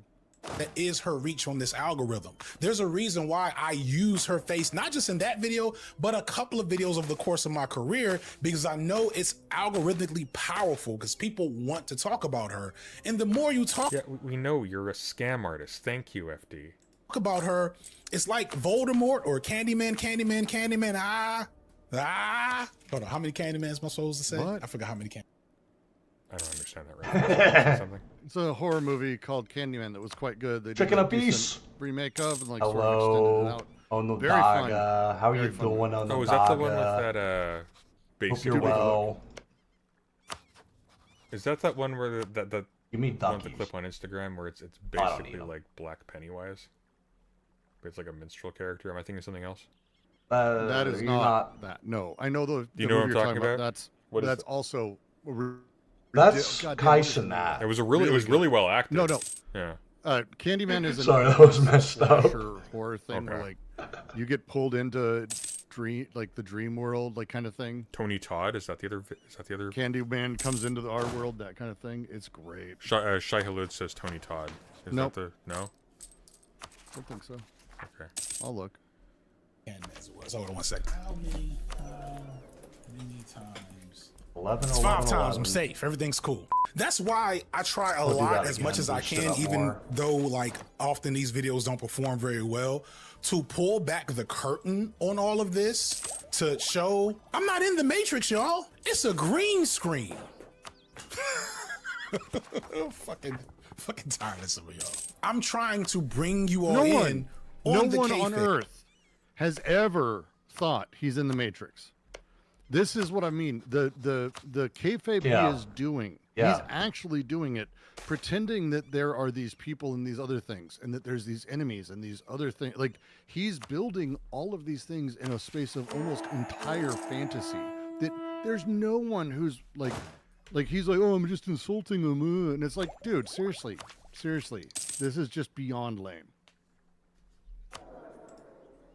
Hey, do you all understand that not making the Candace video is actually costing me money? I'm not afraid of making a video about No, it's not. That's a really dumb thing to say. this woman. It's not First like of all, because you are making the Candace video, and it's not costing you money. What? What? How many views does the Candace video have? Like a one million? Yep, good job, buddy. Also, like, he's said weird stuff, like, oh, this video cost me, like, thousands and thousands of dollars to make. And it's just guy in front of... Yeah, I know. It's like guy in front of webcam. It's just, like, it really screams, like... hiding... Like hiding taxable income in productions. Like, it's really weird. He's said stuff like that before, like, oh, I have a video that cost me like a massive amount of money to make, but it's just like him in front of a screen talking. And it's like, that doesn't make any sense. Although, just to be clear, if the Matrix was real, right? This is exactly the play he would make, and he would try to make the background as unconvincing as possible. Oh yeah. So that you are convinced it is not actually the Matrix when it is. Exactly. So he is actually there. Yes, exactly. Just to be clear, like that's. He's actually in the Matrix. Is he ever mad about any? Is he ever mad about anything that isn't? Hey, my audience is mad at me for not saying that things are bad that they care about. That seems to be like all of his content that I've seen. Yeah, he's basically Brittany Venti. Well, that works out. Some nefarious threat. There's not any amount of people that she could talk about on her platform or that can come to my comment sections. He says he has a team of at least 5 editors, apparently. Wow. So he just shows up and reads someone else's shit, doesn't he? How bad of it? But 5 editors. How bad is he at takes? I mean, have you listened to what him? is he delivering? I mean, he's got a teleprompter. He is not good at speaking. No, but so 5 editors worth of bad? I mean, I don't think that. No, I don't think the 5 editors are to make up for that. I think the 5 editors are. He's just really lazy and he doesn't want to do any work, so he. And calling them editors is probably being a little loose, because I don't think he has 5 editors that are responsible for this. I think he probably has a thumbnail guy. I think he probably has a video editor guy. I think he probably has a video editor guy for the side channel. That accounts for 3. A thumbnail guy for the side channel. That accounts for 4. And then my guess is he probably has somebody ghostwriting. But fire that. Ally these guys and. That's going to change the amount of money that will pop up in my Google AdSense check based on the video. In fact, if she were to respond to my video, it'd be the best thing that ever happened in my career. Don't be a fucking mark. It's still waiting, damn it. don't be a mark here. I would lose money making a Candace Owens video, as he says in his Candace Owens video. Speaking of being marked, million the same views thing that he did not lose money on. Jesus Christ. goes for videos on Israel or Palestine. As I said in other content and in that video, videos on Israel and Palestine, which is what that video, what my video on Candace Owens really was, do numbers. That what? Videos on. Oh, see, you need to understand, guys, okay? He wasn't talking about Israel Palestine as an act of martyrdom. Okay, he didn't want to make money off of Israel Palestine. That's why he was quiet about it for 3 years. That's why he was calling Tabernacle a Nazi. Okay, he didn't want to make money dishonorably off of Palestine, which is why he was only willing to talk about it to maintain its sacredness inside of Candace Owens' video as a vehicle for it. He definitely wasn't only covering Palestine reluctantly because he was being called out for his silence and complicity on liberal support for genocide, and couched it in a Candace Owens video so that maybe YouTube wouldn't notice and then punish him algorithmically for it, because he's all about money. Yeah. Definitely not. No. God, no. Obviously not. FD Finkelstein over here. Video again, a million views in less than a week. That's not. You know what the best part about it is, though? Nobody wants him to talk about Palestine. He just needs to shut the fuck up and stop calling other people who are pro-Palestine Nazis so he can fit in with white people. At Smith Black 5945 super chatted $10. You guys don't get it. FD's channel is a real-life semiotic experiment to see how much you can signify profundity with anemic signifiers. Huh. Drama. Ah, yes, our first catch of the day. Drama. This is indeed how it works. We are now at $10 for drama. Reminder. Let me see if I can find a. We get to $100 with the word. Sorry. When you put a super chat, when you send a super chat, dear God, let me start again. When you send a super chat, put either words drama or theory into your super chat. If we get to $100 for theory, we skip to a theory segment of at minimum 1 hour, typically 1.5 to 2 hours. If, however, you would like the regular content, put the word drama into your super chat. If we get to $100 in drama, the theory value goes down by 50%. If you donate $100 in one super chat, you get to pick the next segment, whatever it is, so long as I keep my clothes on. Anyways. Not easy to do even for me, and it doesn't take much searching on YouTube to recognize it's easier for you than for everybody else. You are the one person on this platform who has no excuse. None. You could make the pro-Palestine video, lose all income from it, and still be rich afterwards. Shit. Fuck you. You are not allowed to float. Well, I'd lose money off of it. Yeah, okay. Can you my stoic video that I ended the series with got demonetized? That's just how it works. I have videos demonetized all the time. Yeah, it's what a fucking. But see, he's smarter, right? He's better than us. Because he's willing to be complicit with the massacre of children, provided he doesn't have to work a day job or develop any skills. Again, I think it's him just literally saying, I only care about money, don't you understand that? I'm not here for politics. It's the presentation I'm doing pro wrestling. I know, it's amazing to me that he's this blunt about it. I didn't think people usually are. He's been blunt about it for a while. He thinks he's smart. It's like when idiots brag about being good liars in public, because they think they're really clever when they trick their grandmothers into giving them an extra $20 bill when they go to do the groceries so they can buy chocolate for themselves. It's that kind of thing. Some people don't grow up. That nobody's being suppressed due to talking about that topic. Some of your favorite creators' most watched videos in their entire career are about Israel. No, a lot of people are being suppressed talking about Israel. If they are harmless. So a lot of people like Noah Samson, for example, have very successful videos talking about Palestine because they're harmless. Why? Because their principal targets are people on YouTube. They're people on YouTube. It's like it's the equivalent of like when who's that Oliviera guy who like goes to India and he has like a GoPro and he goes like, India sucks, and he just goes around and he just rants about how he doesn't like the hotels and the food and whatnot, and like, oh, all these travel people are bullshitters.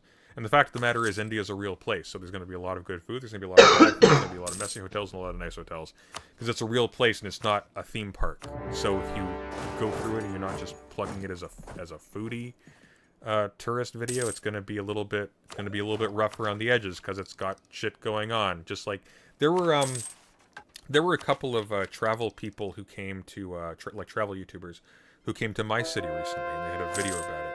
And all I was thinking watching is like, wow, they were really assiduous about making sure that you don't see the entire streets that are occupied by hundreds of neglected homeless people when they were taking these shots, because you actually can't walk through the downtown of my city without seeing all of the people that my country refuses to provide any sort of facility or housing for, after dumping them all out of the mental facilities. So it's like it's like that. It's still rude to me, damn it! Like you can make pro-Palestine content and it can do well if the content is, oh, Destiny is pro-genocide. Guys, did you know that this YouTuber in America who has no political power is a really bad guy with really bad opinions? Wow, 1 million views. Wow. I really don't think Netanyahu is quaking in his boots about that. Yeah. I just really don't think they care. Obviously. Colonial Empire ideas. So like obviously that stuff isn't going to cause you problems. Like Nick Fuentes gets invited to the White House. He's been openly anti-Semitic. Not like anti-Semitic in the way that pro-Palestine people are accused of being, like in the old school. And he's ruthless. And he's outwardly it. Yes. Yeah, and he's fine. He got invited to the White House afterwards. He got canceled only when it became inconvenient to the administration. Which means none of these people are an inconvenience to the administration. They're not a threat. Google allows you on. That's the thing. If Google is allowing you on, you are not radical, as a rule. Professor Dave made that very point. I mean, good, but it's the same thing. I'm not down on Professor Dave for making a video calling out Destiny. I'm just saying I don't care. I just don't care. Like, it's and I think, to be honest with you, I think collectively we have to move past caring about these people, because they are actually a waste of time. And wasting time is something we should start caring about, because it is not a limitless resource. Yeah. People who've been watching YouTube for 6-7 years, and that's their engagement with politics, they're coming out of that 6-7 year period having learned nothing. It's lost colonies. Time. And meanwhile, the bigger clock is still ticking, and there's fewer left. We got one more to do.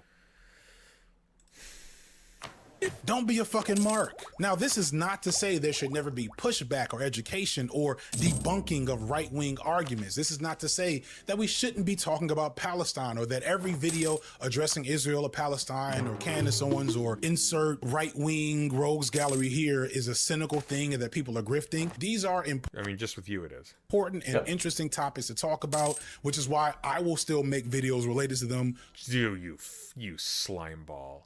He will still make videos related to... He didn't make any videos related to Palestine until this year. We know this because in his video where he was responding to people accusing him of being quiet about Palestine, he pulled up all the clips he could find of him mentioning it, and it was like 5, half of which were on other people's channels. I don't think any of which were in any of his actual videos. Just repulsive. It's genuinely parasitic behavior. Like, you have made nothing on Palestine, but now you're going to try to claim credit for standing for Palestine. You will continue to do so. Unbelievable. When the time comes. And this also isn't to say that some folks don't receive negativity from Zionists online for criticizing Israel, because they do. But I just want to... Some people do. Some people, really? Some people... He's still trying to both sides it. That's what's funny about it. Some people receive... Some people... You know, Zionists are mean to some people online, guys, for criticizing Israel. Genocide in Palestine. Sometimes, you know, not all the time, just sometimes, you know, Zionists can be a little mean.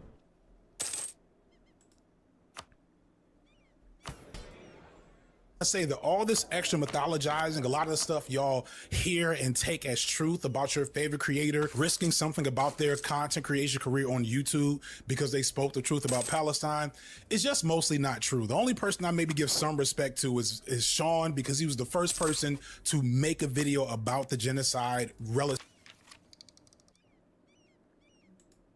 early after it started, and it was a big main channel video. Curious about so he's going to name drop and say good job to what? Sean, the anonymous skull. Hang on.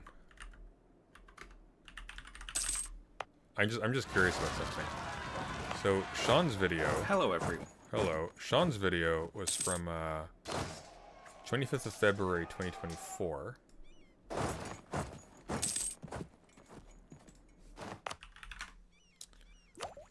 just a little curious about something.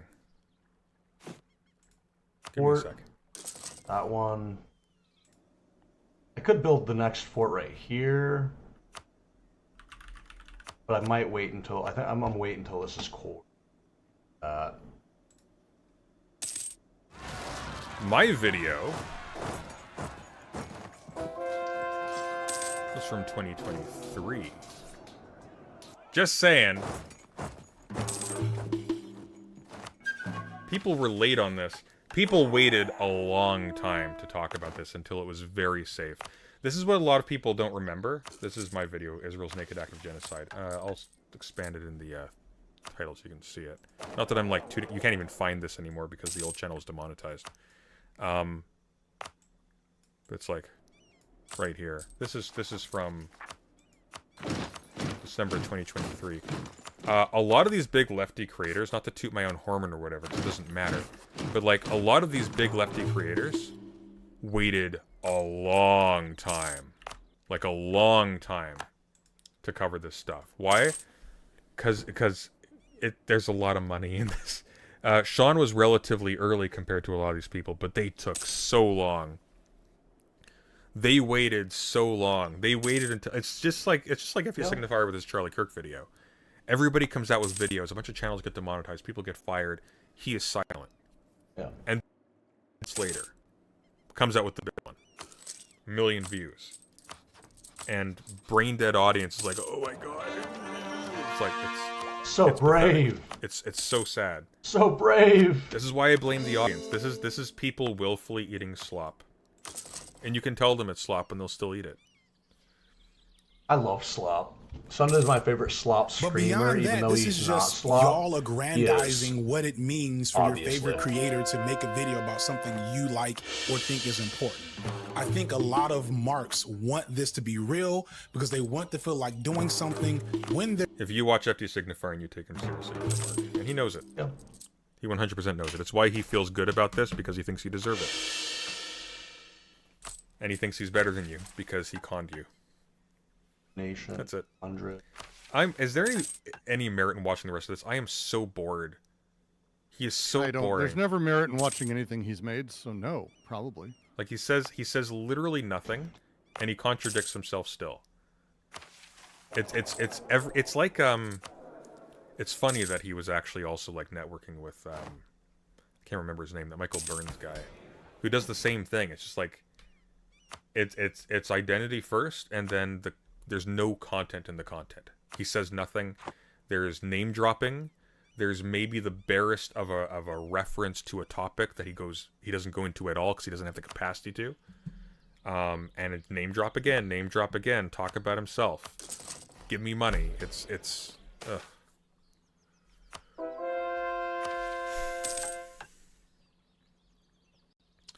It's silly to insinuate FD and these people simply waited until it was safe. No, they waited till it was safe. Why are you defending this? Who's paying you? They don't care about you. Have some dignity, Jesus Christ. No, the thing I listen to go to sleep at night. It's still cool, okay? Stop it. Stop it. No, actually waiting months later. Yeah, he did wait. He did wait. Yeah, he did. Don't be a fanboy. It's pathetic. Have some independence. All right, I want to do something else. Let's do something else. How about Yes.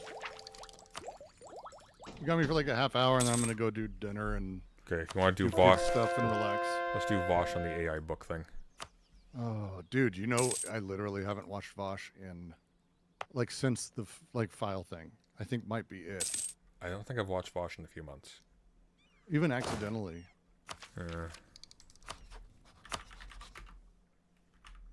Or break the alliance.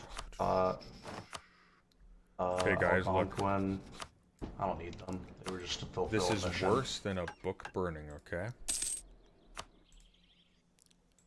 So this is in reference to what we were talking about earlier, where there's a big moral panic going on right now because it turns out that AI companies are seeking out books that nobody gives a shit about to cut the spines off to scan them more efficiently. Now, the thing that you need to understand about this is that it doesn't matter. Yeah. And there's no reason why you should care.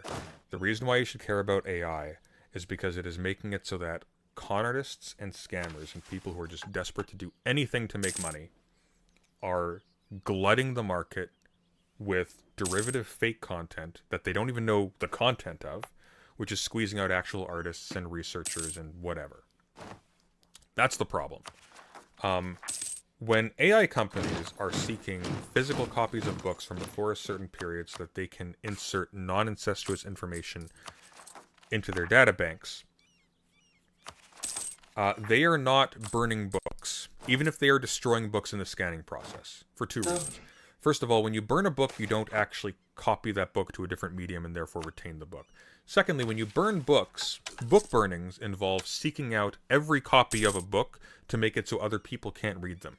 They don't want every copy of a book, they want one.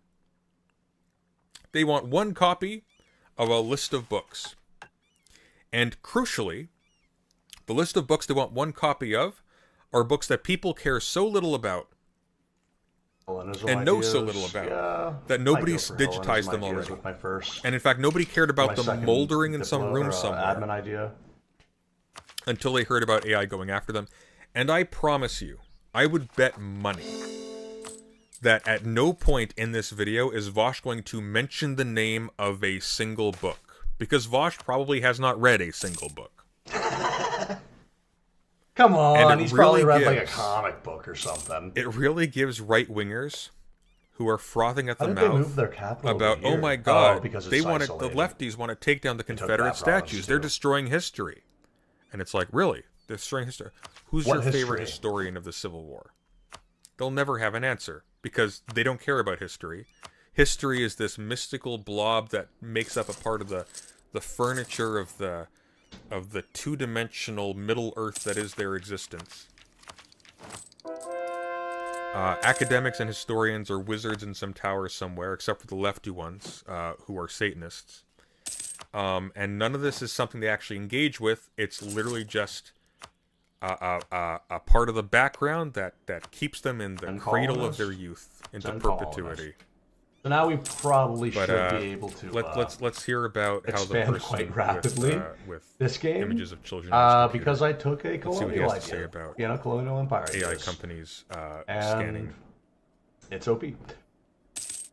I don't even know what the books I'm probably are. gonna get Nobody knows or cares. General staff ideas, so I can just get professionalism for free. Man, this topic is actually depressing enough that I feel like I don't want to cover it.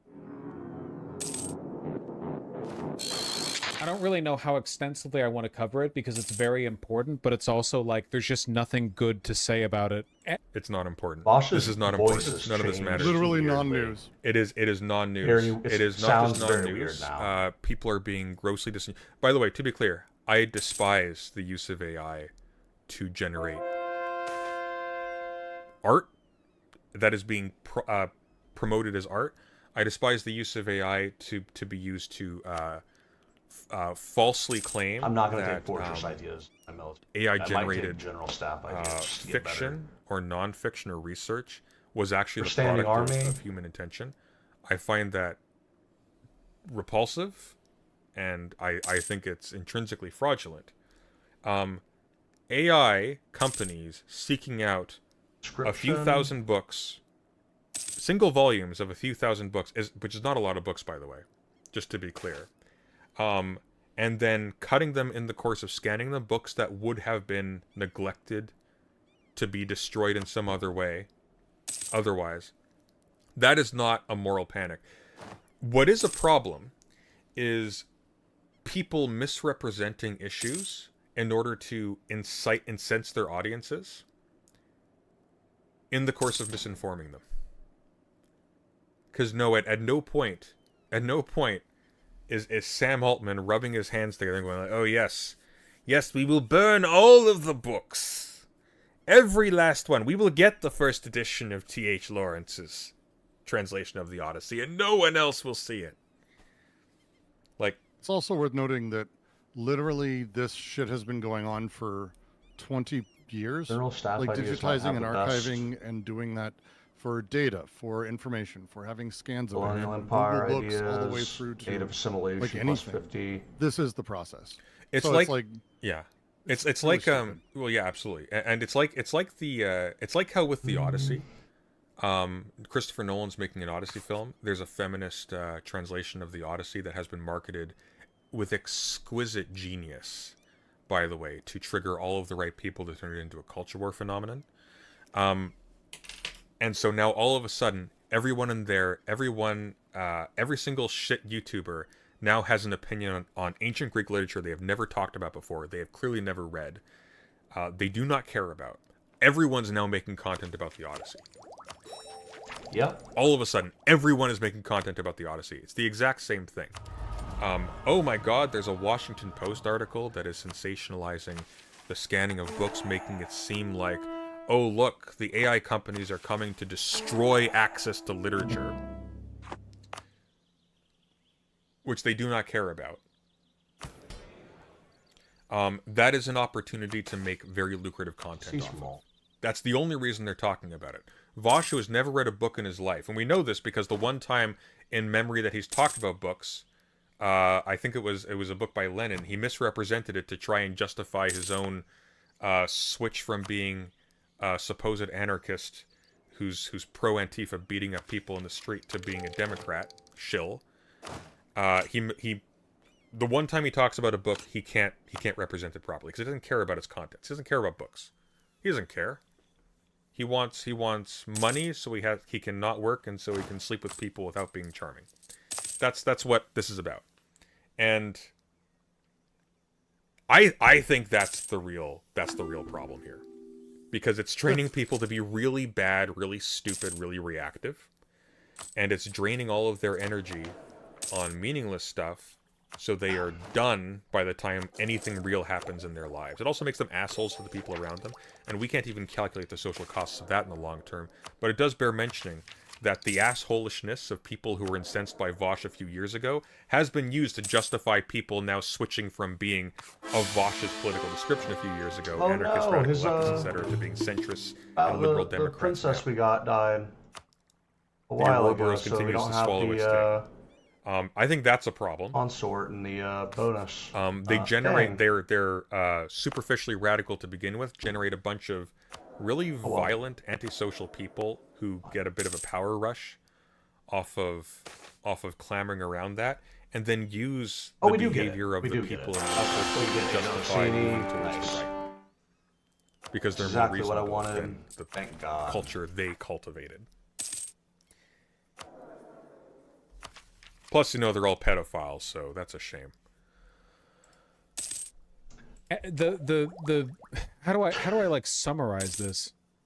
How do I summarize this? Can I find like a Twitter post? Like, can I save on Brainspace and just like? Oh, I got a hint for you, Vosh. There's a title on the article that you're looking at right now, and it summarizes the thing you're talking about. Read a Twitter. I can. I'm just gonna read this Twitter post. I'm stealing content. I'm shamelessly stealing content. Fahrenheit 451. It's in every single way in order to seem cool. Isn't that great? I wonder if that's what we just saw FD Signifier do for a long time. I wonder if that's what these people do generally. Weird. And they both have beards too, so it all fits. Depressing that if they were just burning the books.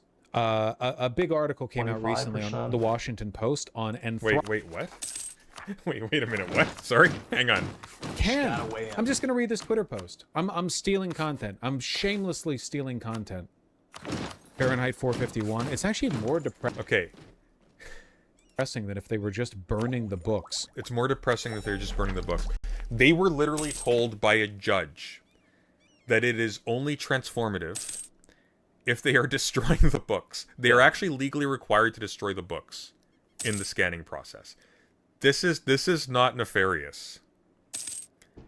This is the weirdness of copyright law. Yeah. But also, just to be clear, once again, when fascists burn books, they break into basements, they find the hidden books that you own, every single copy of the one book that they want to ban, and they burn all of those so nobody can get a hold of it. It's different. I mean, these companies want one copy. They want one copy. Proliferation of the text that would otherwise be completely unread and no one would care about. Like one copy that nobody cares about. It's just a reality. Like, that's more depressing to Vosh than burning books, despite the fact that the social cost of this is nothing. In fact, it's actually arguably beneficial, because at some point in the process, there is a scan being made of these books. That scan may survive. That book, because people have this weird notion, like, look, guys, it's in physical form, so it's durable. Guys, this is made of paper. This can mold. This can get soaked. This can rot. This Fingers can burn. Something. It can just get sullied. It can just get like dropped on the ground, get dirty, and someone goes, I don't want to touch this, and throws it into the trash or the recycling. It's gone. If it's digitized, it may actually be preserved, but nobody cared to digitize it. Nobody cared about these books to begin with, because if they did, Anthropic would have had it already. Because they have no problem with violating copyright, clearly, because they were already like stealing like massive amounts of these books from places like Anna's Archive and whatnot. Data centers will never rot. Well, no, because these can be stored like on the cloud. They can be downloaded to people's PCs, etc. They might be on a disk somewhere. Who knows? The point is, they are not more or less durable as a result of this necessarily. That's funny. My money is on it makes no difference whatsoever. So cheap. Because they found one copy that nobody cared about. Which, if they didn't find that one copy nobody cared about, nobody would have found that one copy nobody cared about it. Because you have to care about a copy to look for it in the first place. So these books would have moldered, they would have been unremarked upon. And it bears mentioning as well, just the sheer disingenuousness with which all of this is being framed. They are... news sites are posting how, like, oh, look, antique bookshops are getting these requests for books from AI companies that are destroying books. It's like they're destroying historical artifacts. It belongs in a museum, but it's like, no.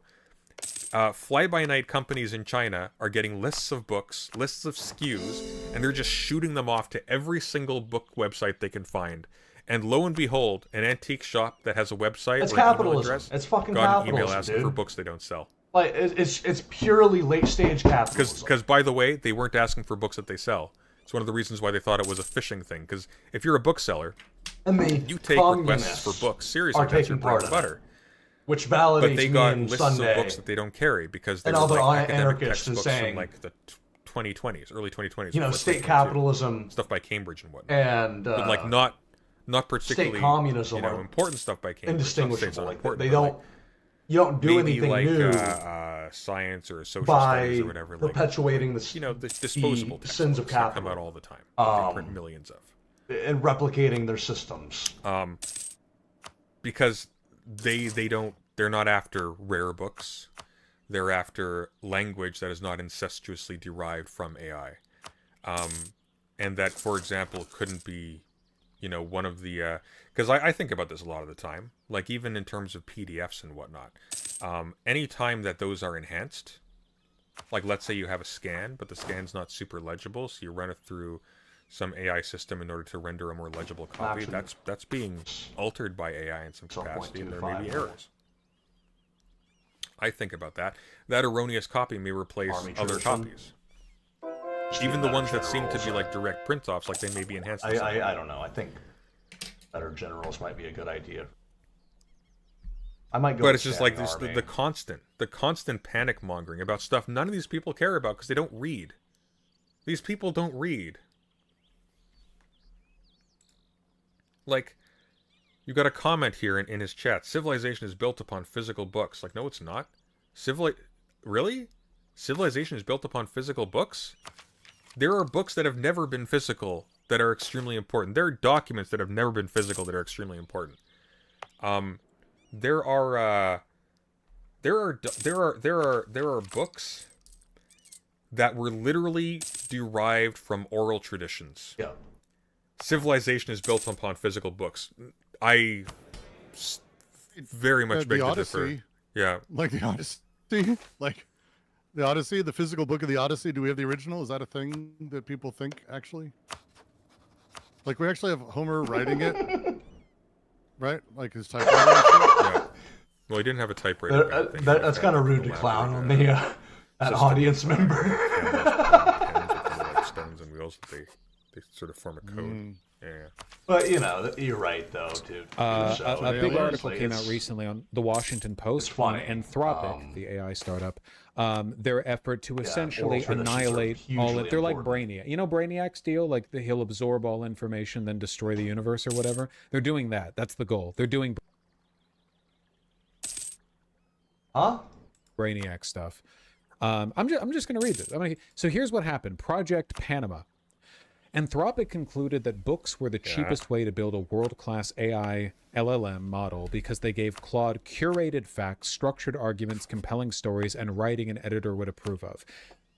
Basically, like if you take a look at Grok or whatever, or ChatGPT, a lot of the bad outcomes that you get from the LLM is because it's being fed data from unreliable sources. Like if you're scraping data from social media to train an LLM, you're going to get a retarded LLM. You get me?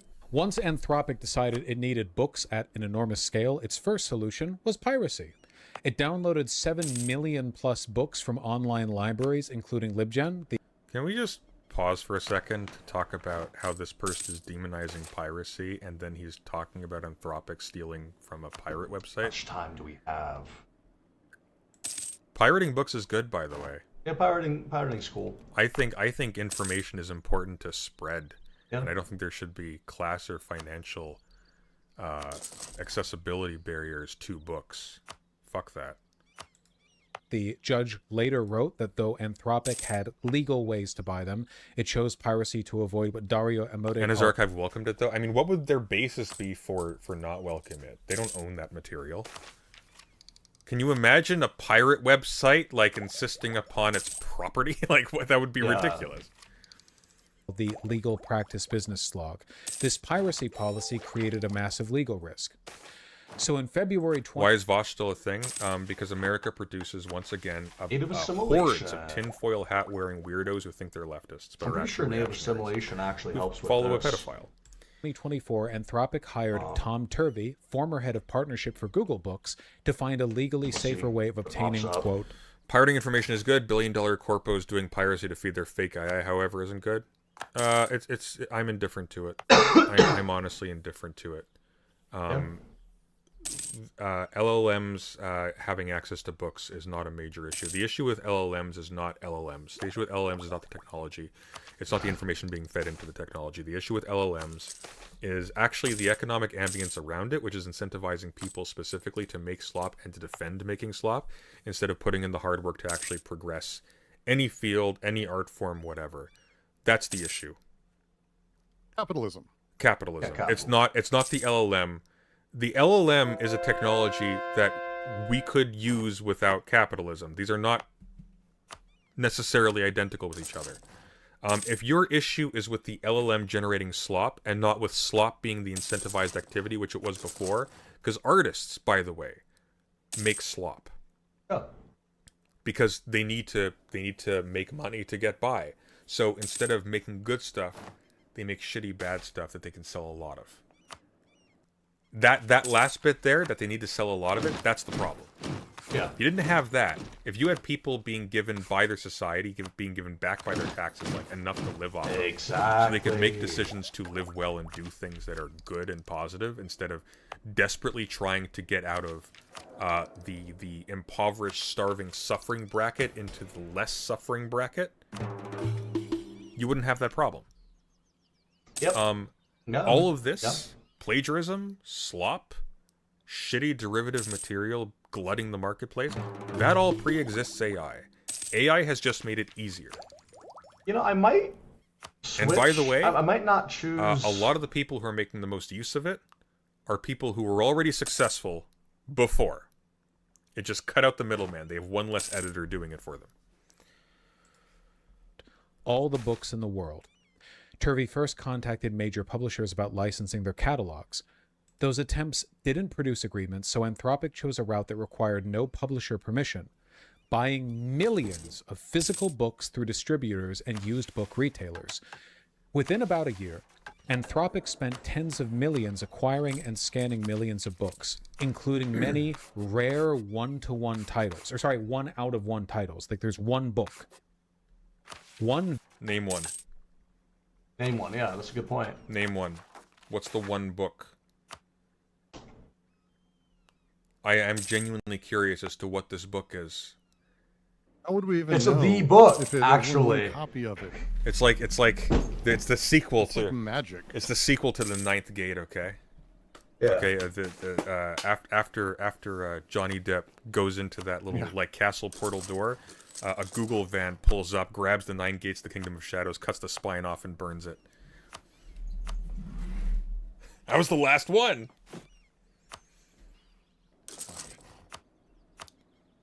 Like, which one are you talking about?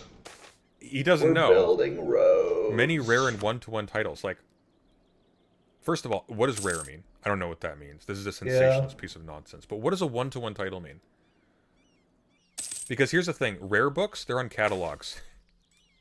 Yeah. You pay for them. Like if they're actually rare, you pay for them. They're expensive, by the way. They're like... Non-rare books are expensive. Like they're printed a for copy you. of the Folio Society's Rockwell Kent illustrated edition of Moby Dick. There's a lot of them out there. $2,000. crazy expensive. Actually rare books, holy cow.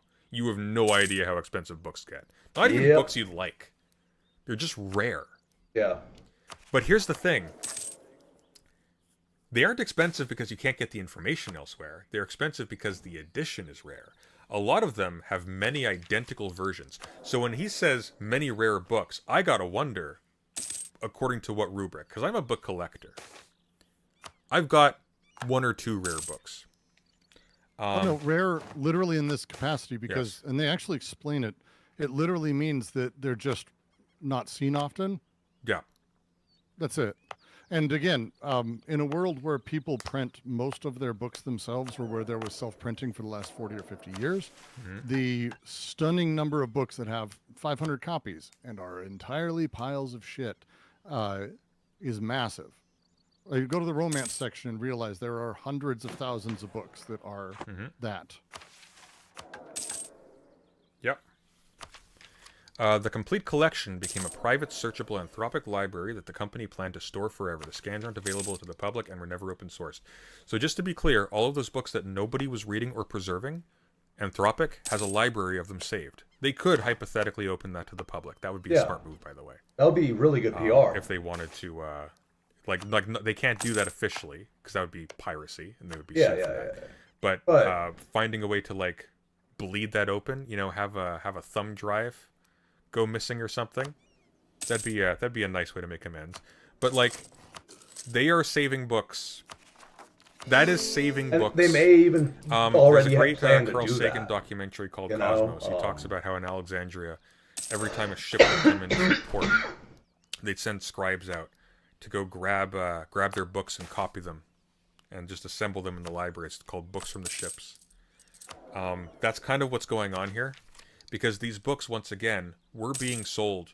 These were not sacred objects. These were not things that were being protected or scanned. These are things that were just sitting in a room, waiting to be bought by whoever, and then discarded by whoever.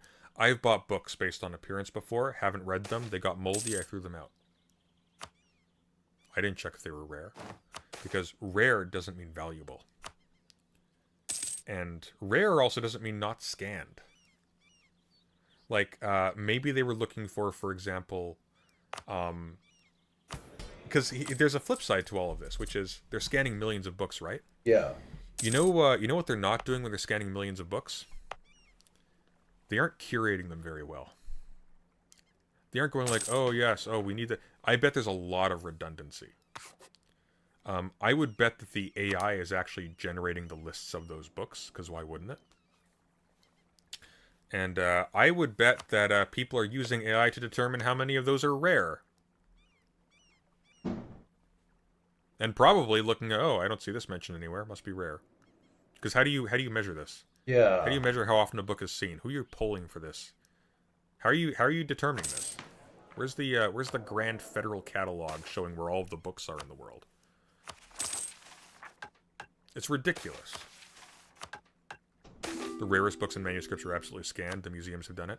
Well, I mean, there are like books. I'm sure there are books that have and they're scanned in a way that's non-invasive. So like, there's a compelling argument both ways. But art books, poetry books. Let's be honest, Sunday's right. Sunday is they all completely get right. tossed. Nobody remembers them. There's one left in some basement somewhere. It gets sold to Anthropic because it was in some catalog somewhere. They cut the spine off and there it is. But that book has been saved. That book is more likely to be read now than it was before. Yeah.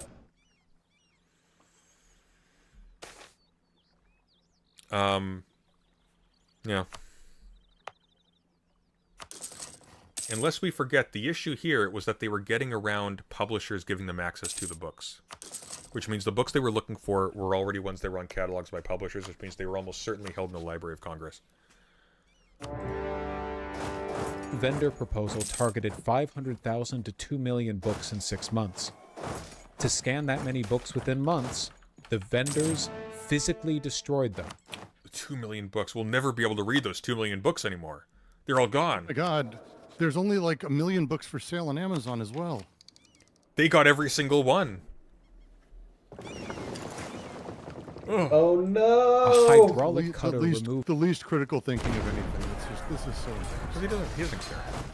Easy. I mean, it's there's a moral panic to make him not have to work another week. That's all this is. Yeah. Each spine. The pages were trimmed to size, fed as loose sheet through high-speed industrial scanners, and converted. This man has no books in his room. Like it's like, oh wait, is that it might be a book on his shelf. Hang on, he might actually have 2 books on his shelf back there. I think it's House of Leaves. I don't think he's read it yet. The searchable PDFs. The paper's remains were then sent to recycling. All of these were used for Claude's training data. The complete collection became a private, searchable Anthropic library the company planned to, quote, store forever. The scans aren't available to the public and were never openly sourced. Those bastards. What happens if they openly source them? Then they're engaged in piracy. You know, the thing you were just accusing them of earlier? And also, it gives a lot of people, competitors, access to the thing that they spent all the money and time doing. Like it's kind of again, it's just dumb shit. Well, I forget about that because maybe you don't care about that. No, it's just a dumb idea. It's like, yeah. Oh my god, they spent all this money. Why aren't they making it free for everybody else? It's like because they're Muppet villains, clearly. Yeah. Yeah, obviously. No, there's certainly no capitalist. We're gonna burn those libraries to the ground. See? Yeah, I mean, so the fastest and most cost-efficient way of incorporating the information from all of these one-out-of-one books, these rare books, was just a physical... They're all rare books now. I'm out of here. You enjoy some. Thanks for coming. We destroy them. We do, of course, have ways of scanning large numbers of books without destroying them. But we don't care about that because we destroy books even when we're not scanning them. I worked at a bookshop. And lots of you have worked at bookshops. You work at Borders, you work at Indigo, whatever. And what you will know is that very frequently you have to destroy lots of books that will not sell. And what do? You tear them off. And what are the back of your... And this is so institutionalized, by the way, that if you look at the copyright for any of your books, it will say something to the effect of, if you bought this book without a cover, it is pirated. It is stolen property. Yeah. It's like... It's comical. Let's see, I wonder if any of mine have that on there.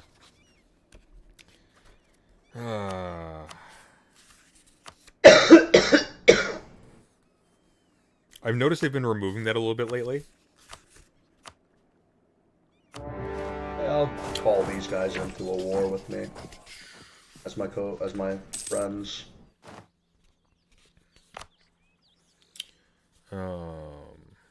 I should have built a fort right here so I could have gotten Parabellum on it.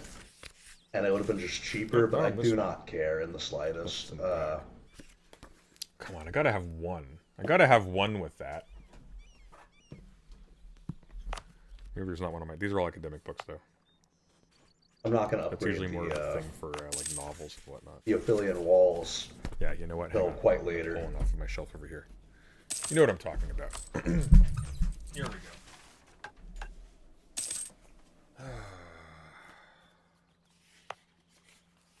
The Name of the Wind. Here we go. There it is. This is Patrick Rothfuss's The Name of the Wind. If you purchase this book without a cover, you should be aware that this book may have been stolen property and reported as unsold and destroyed to the publisher. In such case, neither the author nor the publisher has received any payment for this stripped book. The scanning, uploading, and distribution of this book via the internet or any other means without the permission of the publisher is illegal and punishable by law. Please purchase only authorized electronic editions and do not participate in or encourage the electronic piracy of copyrighted materials. Your support of the author's rights is appreciated because, you know, that's what you're all about, DAW books. These have existed for ages. They're, they allow you to scan each page by page. But the fastest and most cost-effective way of scanning through them involves destroying them. Like they said, destroying the spine and just turning the books into a bunch of loose-leaf paper that can be rapidly scanned. Yeah. Then you don't have to turn any pages. You just treat it like a big block of pages. That's what a book often is, Vosh. Well done. This is also, as Masaigu wisely points out, a consequence of copyright law. Copyright law means they have to destroy the books if they don't want to get publishers' permission to scan them, even if they're now public domain. The gist of it is, and this is a very evil, like, legal loophole, basically, that If the books still exist, they need to get the publisher's permission. No, I think the logic is that if you can scan a book and then keep the book, then you can scan the book again. And so one person can buy a copy of a book and then just take it to their scanner, print it off, and then just give it away to all their friends, and then like you won't sell any more books. I think that's sort of the weird, flimsy logic about it. I think it is just kind of like it's a rubber stamp, but whatever. In order to incorporate them into their AI data set. But if the books no longer physically exist, and the AI data set is now the only source of that information, the incorporation of that book's data into Claude's training data. Name one of the one-of-a-kind books that was captured by that, and also explain to me how you determined it was one of a kind. Yeah. What are you referring to? Valid point. It's no longer copyright infringement to use it, because it's the only place where it exists. In essence, the publisher no longer has exclusive right to the commercial use of these books, because the only place where they... That's not commercial use of the book. Like, I'm trying to think of a way... Copying the book isn't commercial use of the book. They're not selling the book. That's not commercial use. Way to put this. A publisher owns the rights to a book, but there's only one of that book in the world. You can buy that book and own the only... Commercial use would be using the book to make money. They are not selling access to the book. Training AI off of a book does not mean you are selling the book. Those are not the same thing. Yeah, they're not. They're not the same thing. That is not commercial use. Copy of it, but that doesn't give you the intellectual rights to it. It just gives you the one copy. However, I think I'm gonna build if you destroy that one copy and its only existing iteration is in Claude's maybe code, take you're now no longer... The issue is copying. Yeah, build the issue is the copying. It is not being sold. You're engaging in copyright infringement. You have to destroy the source. Does that make sense? Why couldn't you just ask Claude to read you out the book? Because it won't. Wouldn't they only have to purchase one unique copy of every book? It also doesn't have the book in it. That's why they have a searchable database. It's not because it's not in Claude.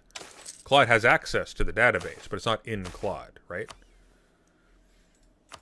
Yeah, but there are a lot of rare books out there, and there are books for which there is only one published copy. A commercial company using the book still counts as commercial use. You don't have to distribute it. They aren't using the books, though. They are training the AI off of the books that is not using the books commercially. Right? That's different. That's not the same thing. Because the book is not in the AI.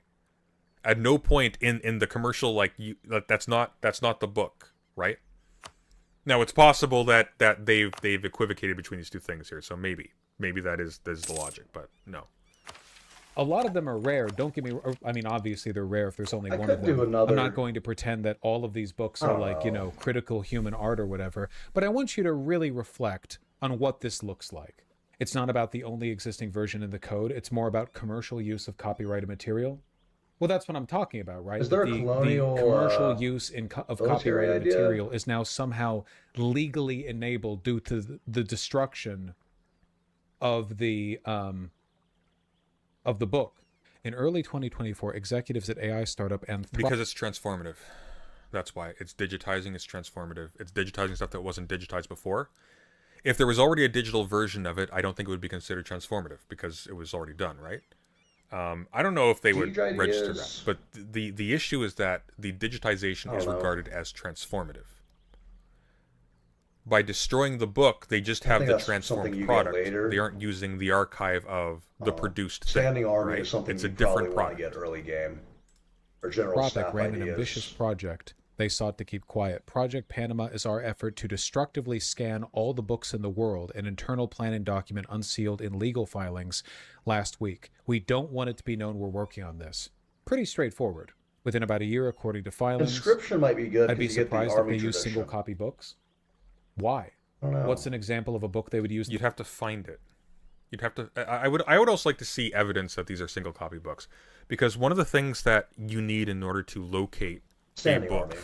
Standing Army. like to find a book, to ask for it, is a SKU. Yeah. If it's a single copy, how do you do that? Right? Like, how do you do that? Now, unless they're just going into bookshops and just give me all your stock, which is unlikely, you would not find single copy books that way. I turned the book into ashes transformative. Well, no, because the point is that the digitized product is not the same as the non-digitized book. That's the point. But I don't see evidence that these are single copy. I would want to know what the books are. Has anybody mentioned a single copy book that was lost? 1487. Like, Let's wait till I seriously. get down here and go up that way. And I might be What able to, single copy books has Anthropic destroyed? Maybe I'll eat my words. Let's see. Yeah. Let's see. There is no book being named. Lot of moral panic. Look at this. Look at these headlines. Cultural barbarism. How AI companies are destroying the world's books. AI companies are destroying books. What will they come for next? The vanishing page. AI firms scan and destroy rare books. Can we name one? Name one book. Name one book. That's a good point, Sunday. Very good point. No one's mentioning any books.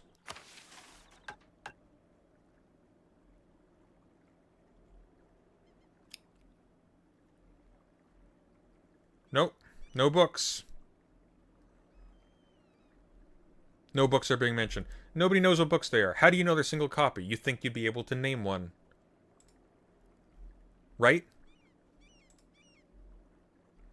Because presumably they're on a list, which is why Anthropic knew about them.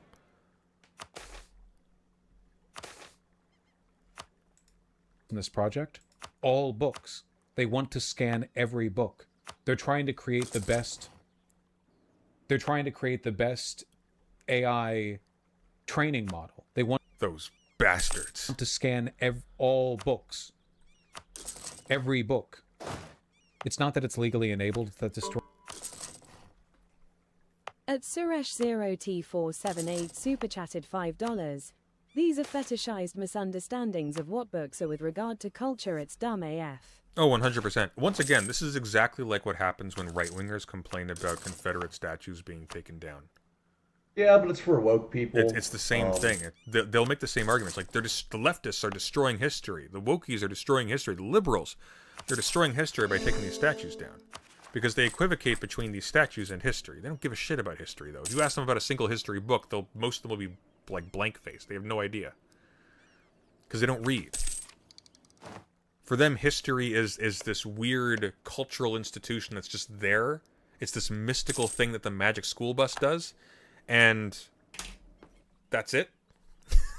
Like, it's like I had people in my Emily Wilson critique video from this morning that were like, how can you talk so poorly about an esteemed academic? It's like, have you met academics? They're just people. You know what the difference is between an academic and somebody else who's not an academic? An academic went to school. That's it. Yeah. There are a lot of academics who don't follow any sort of methodological standards at all. There are academics who lie. There are academics who are con artists. Degrees say nothing whatsoever about the quality of your work. What they do say is what ringers you have gone through to maybe make you appropriate to teach. Yeah. You can maybe be expected to be able, at least, to adhere to certain kinds of standards. That's what a credential is for. It is not for your inferiors. It is for your peers and your superiors to figure out where to put you without knowing you personally. That's its function. Properly. And same here. Like, they're not even talking about books. They're talking about codices. They're talking about a codex. I'm taking the spine off a book. The book's not being destroyed. The book's being copied. Copying a book is not destroying a book. Copying a book and then destroying the original is not destroying a book. Destroying a book is when you take the text and you make it no more. People digitize books that are destroyed in the process all the time.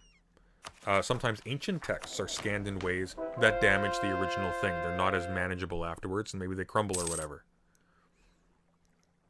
Because the scanning process can be destructive. Because you exert pressure, you unfold things, etc. Hypia needs a temple. Sure. You know what you need to be an academic? Go to school for 4 years. Get into a grad program. Publish something. Doesn't even have to be good. Just has to be accepted. Boom. You're a professional. Well done. Indeed. Sunday, you hipster, you oh, so you're a history fan, are you? Name your 10 best periods of time. Shut up. Okay. Destroying the copies means destroying the evidence the books were ever used? Curious, will the scans be freely available to the public? They can't be. If they were freely available to the public, it would be piracy. It would be piracy, yeah. But to be clear, the books weren't freely available to the public. They had to be sold. It should be. They were privately owned. Yeah, I mean...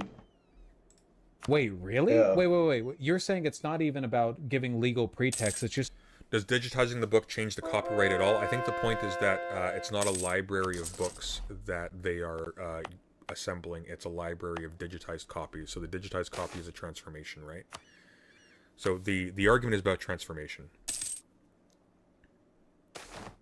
Let me see. Prestige, administrative power. Like the destruction of the books is specifically so that they are not using a searchable library of physical copies that they would you know.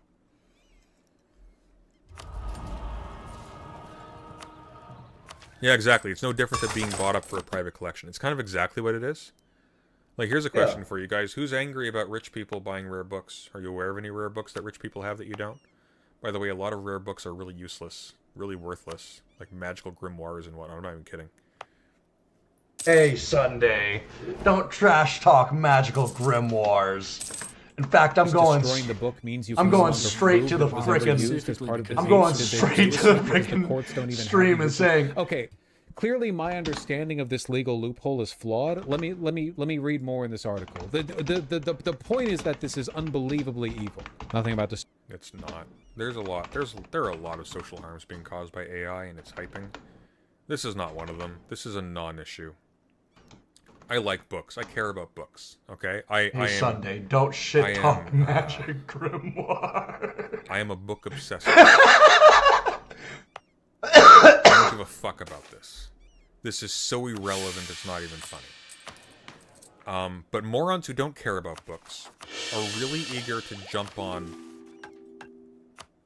the popular frenzy because they want to make money off of your outrage. Off of your ignorance and your outrage. Which makes them the opposite of what books are for. That's too... Destroying a book revokes copyright? Well, maybe not technically. Details of Project Panama, which has not been previously reported, emerged in more than 4,000 pages of documents in a copyright lawsuit brought by book authors against Anthropic, which has been valued by investors at $183 billion.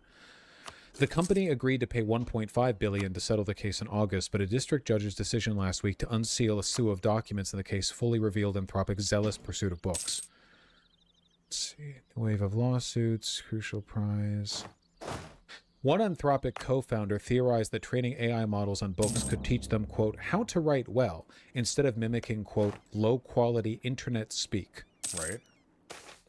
Court records suggested the companies didn't see it as practical to gain direct permission from publishers and authors to use their work. Instead, Anthropic, Meta, and other companies found ways to acquire books in bulk without the author's knowledge, court filings allege.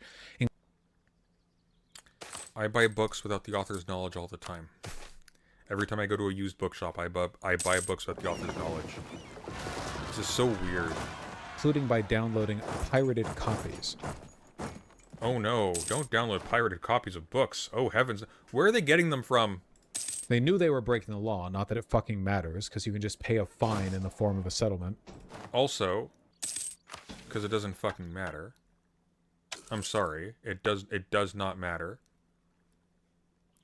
Making there be capital gateways, fences, monetary gates to being able to access knowledge that influences your life and the judgment and decision making of people around you. That's absurd. I thought you were a leftist, Vosh. A fine or a fee? Man hailed the July 2022 debut of a new website called the Pirate Library Mirror, which claims to have a massive database of books, and it stated, quote, "We deliberately violate the copyright law in most countries." Man sent a link to the site to other Anthropic employees with the message, "Just in time." Okay, yeah, so that you are talking about websites that are predominantly used by people who cannot afford to shell out thousands and thousands of dollars to get access to books. When I was in university, I worked a very low-end job, and my family did not have money. And I still paid rent when I was living at home. So I went through the majority of my classes with a fraction of my textbooks. If I had access to these websites, I would have been able to perform a lot better because I wouldn't have been working literally from without the textbook in a lot of classes. Because the textbooks could be upwards of $100. LibGen, Z-Library, etc. had textbooks for free.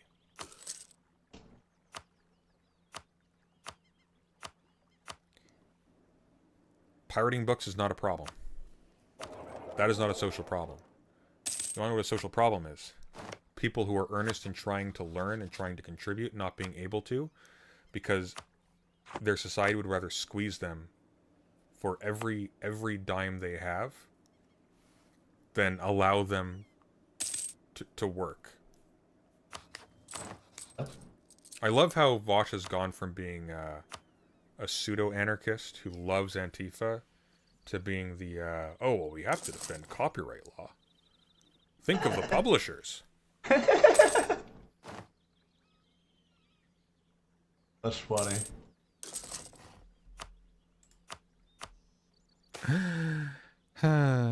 He's basically a closed borders conservative, but for copyright. Laws don't matter if you can pay your way through them. Yup. It's called evidence tampering. So you're saying then that this has the destruction of these books, in addition to being a physical necessity because they needed to quickly scan the loose leaf paper, that it is literally just destroying the evidence that that information was ever used if there was only one version of that book or only one iteration of that book, thus making it impossible to trace back to the source. Jesus. Paid $1.5 billion without admitting wrongdoing. I don't think it's that they're destroying unique copies of books, more destroying any evidence for authors to sue over. Yeah, but if there is only one of that book, then it's sort of one and the same. If there is media coverage... Which book? How do you even know it exists? What are you talking about? You just keep saying that because it sounds... Has nobody asked this question? Like, what's the book? What's the one-of-a-kind book? What is it? And that's why he's saying it. I'll say that. What did we lose from human knowledge? What's the thing we need to extract from what's the treasure we need to extract from Anthropic's library? What's the book that only they have a copy of? What is it? What is it? LibGen, this may undermine our negotiating position with regulators on these issues. The email went on. I don't know how, like, what does this say about our system? I'm sorry, that it is entirely dominated by capital and that access to information I feel like I'm pontificating in the most... is guarded by classist fees. Like I'm sorry. Like, here's a question for you. What if this was, what if there was some kind of massive literary survey being done for science? Yeah, that's a good point. But in order to pull it off, they needed to scan mountains and mountains of books to search through them and find commonalities. Present day, big cultural study. But they couldn't scan them. Important point of... Because publishers wouldn't let them. So that human knowledge is barred to them because publishers got to make money, obviously. Even off of books whose authors are dead. In fact, odds are if the book is rare enough that there's only one copy, that author's not around anymore.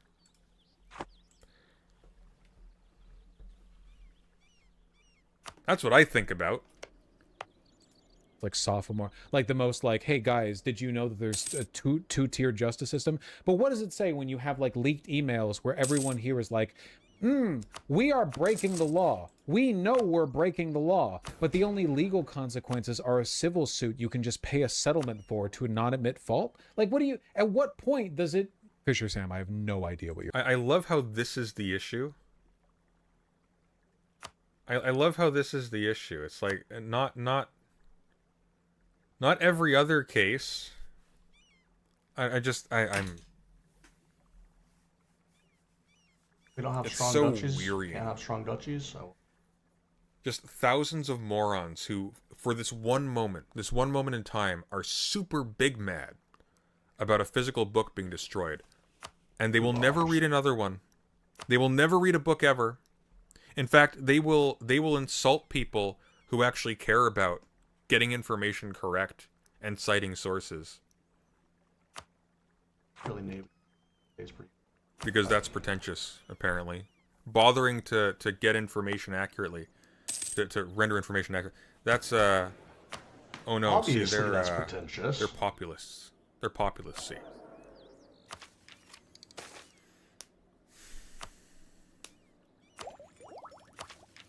I would hardly be able to do my research without the Internet Archive. Yeah. He's gonna be anti-Internet Archive next, I'm sure.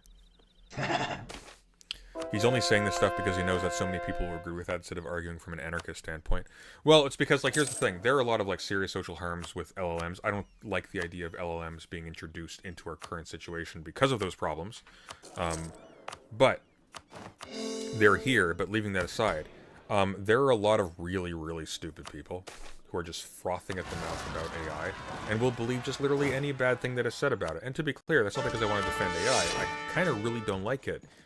But when you believe bad things despite them being untrue because it makes you feel good, that trains you and makes you to be an idiot. Let's see, do they have debt? And I think actually training leftists to be idiots is a bad thing. No, they're fine. They don't need...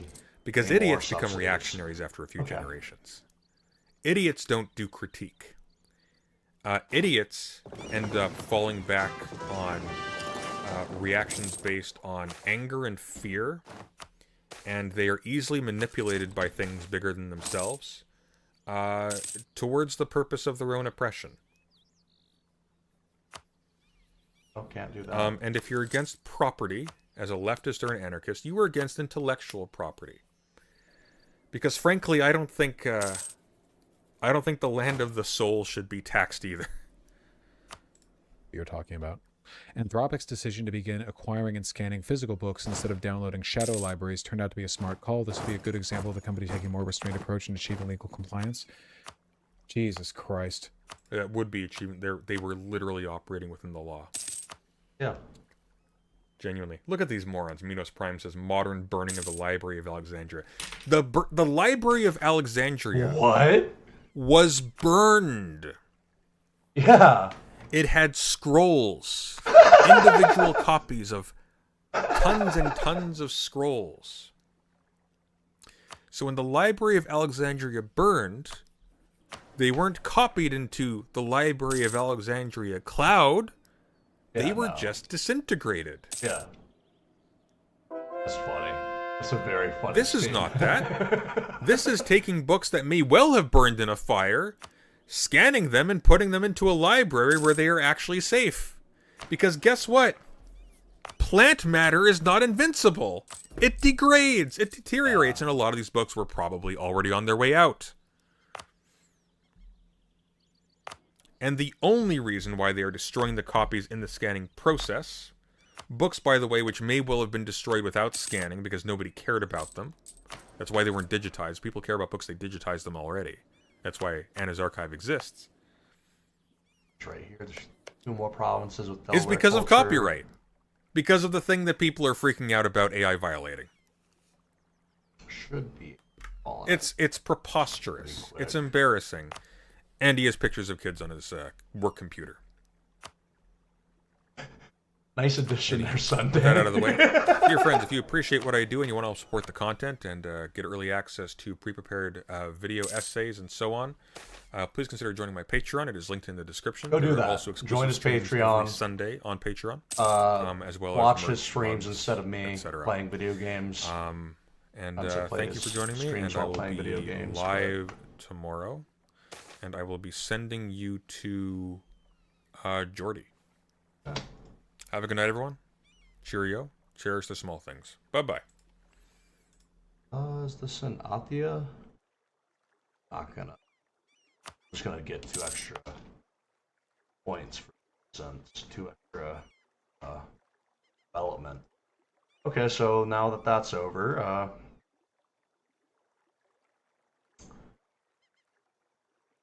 what am I gonna do? I might end stream actually, because it's been about 2 hours and 14 minutes. We started a new game and we're doing pretty well. We're going pretty quick. I might wait 3 years and play some copyright-free classical music.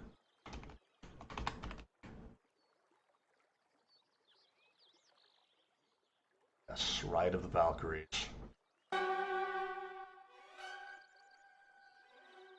Shuffle playlist, all right.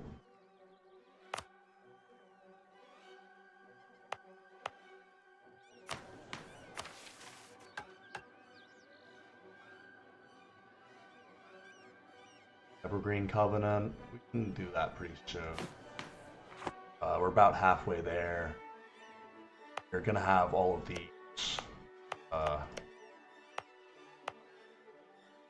aqueduct provinces pretty soon. We're gonna get this one, and then we'll have them all. Yeah, that's pretty good.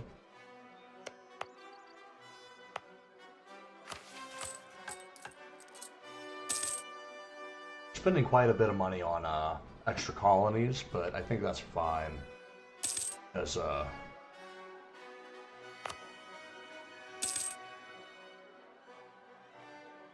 yeah.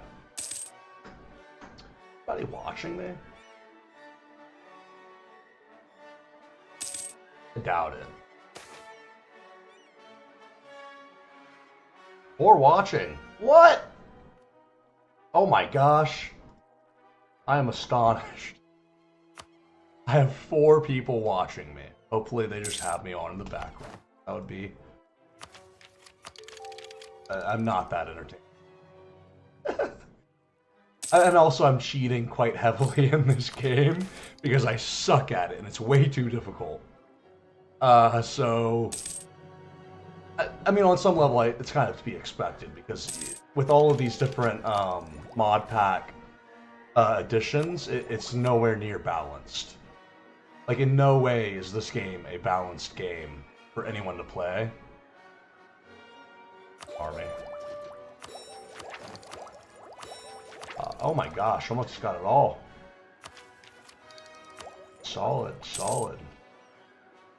Pretty sure ideas are very cheap because of this one. 30% off. Something else. Where, what is it?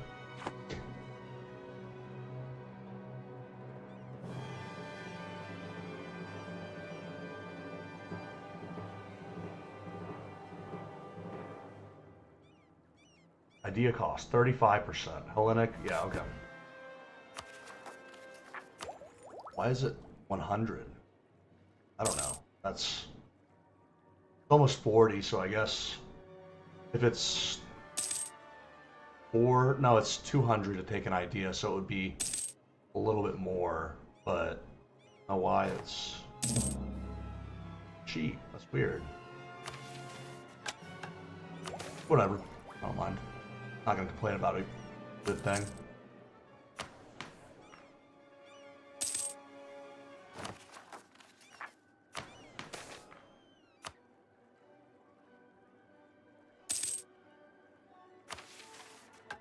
One more year, less than a year, until we can get True Nation and clear out some of these ideas. 50, 50, 70. I'm gonna bestow some crown land to do that.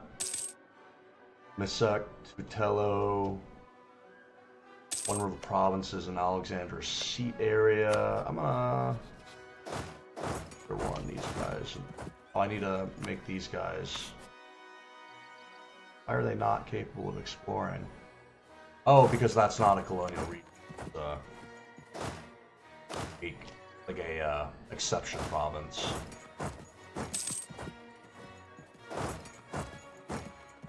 Go over here. Actually, go over here. Explore out of that area. Siege ability, then discipline. Solid. Gonna increase our maintenance, but it's also gonna decrease our drill loss, which is a worthy trade-off.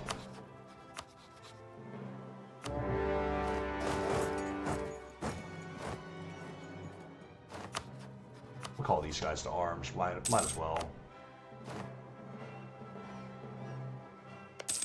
Do we have this completed? No, almost.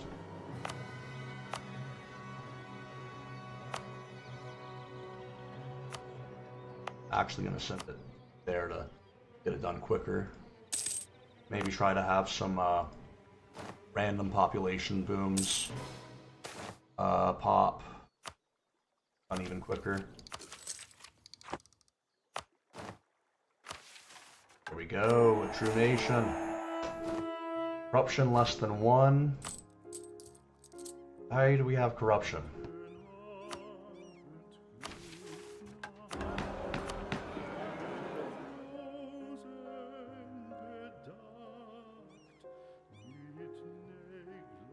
Yep, frontier. Let's go. That's extra colonists and the frontier, yeah. There you go, buddy. Now you can really get to colonizing. Got 2 provinces, one of which your new capital in a second. You form Clacadia. Good stuff.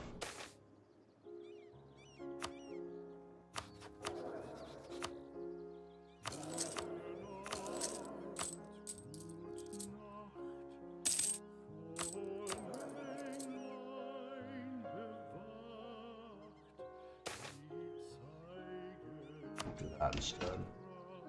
Well, that actually boosts the Emperor opinion.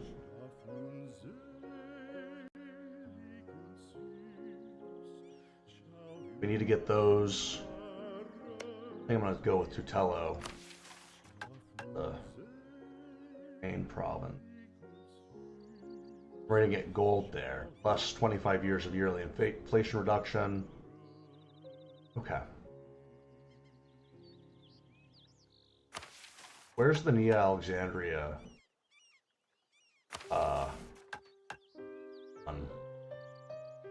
In this?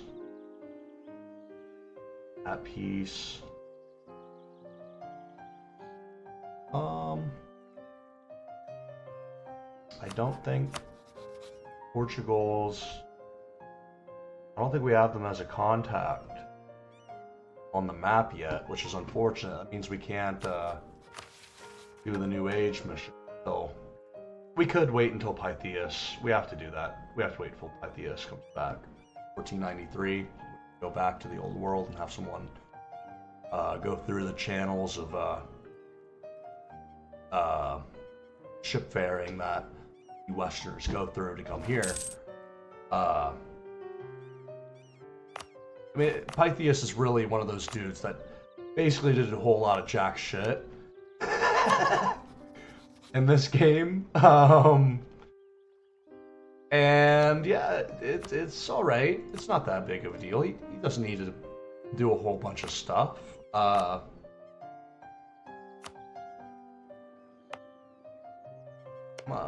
Big dollars down here. Okay, you go call. You go explore.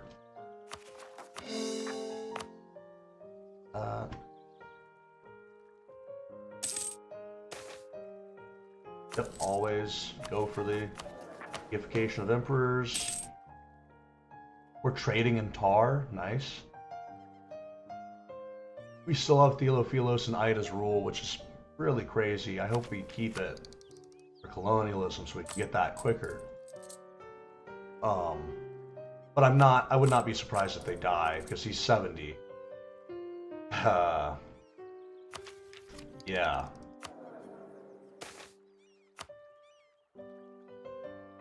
I mean, he could die any second. I'm not gonna save scum or anything to keep him around.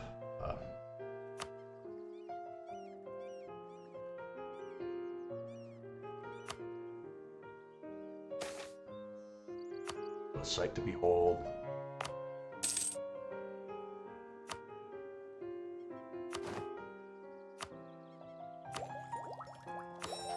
Oh, now we got 3 idea sets done. We can get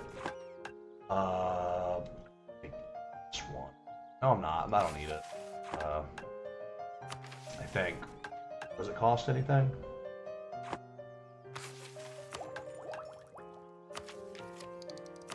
The next idea I'm going to take is Hellenism. Yeah, Hellenism.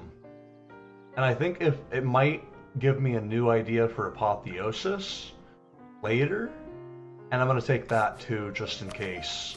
It'll make it easier to convert people and deal with a whole bunch of different things in the game. Mechanics that are designed to, you know, give a little bit of grit, adversity to the expansion that you do. Yeah. Okay, so now we can full annex these guys. Full annex that. I'm gonna stay right here. I need to give these guys the area. Yep. Now we can do this. Awesome, awesome.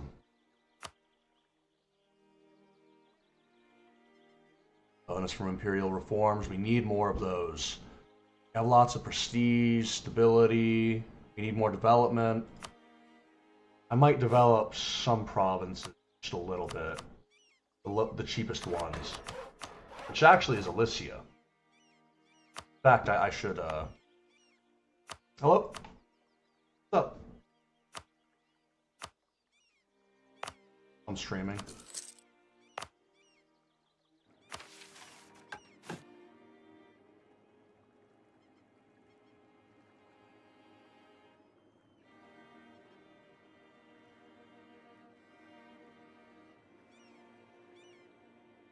Right.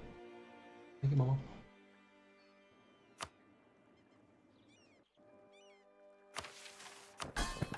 All right.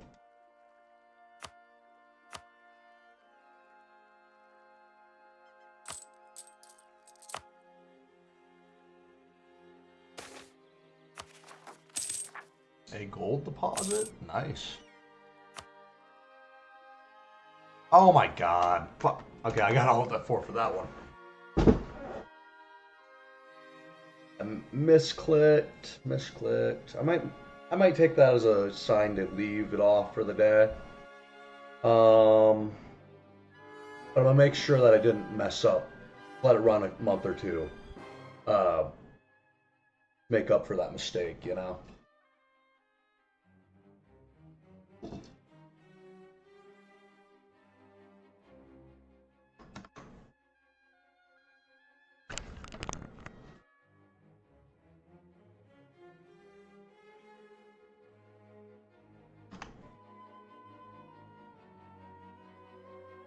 What else is going on online?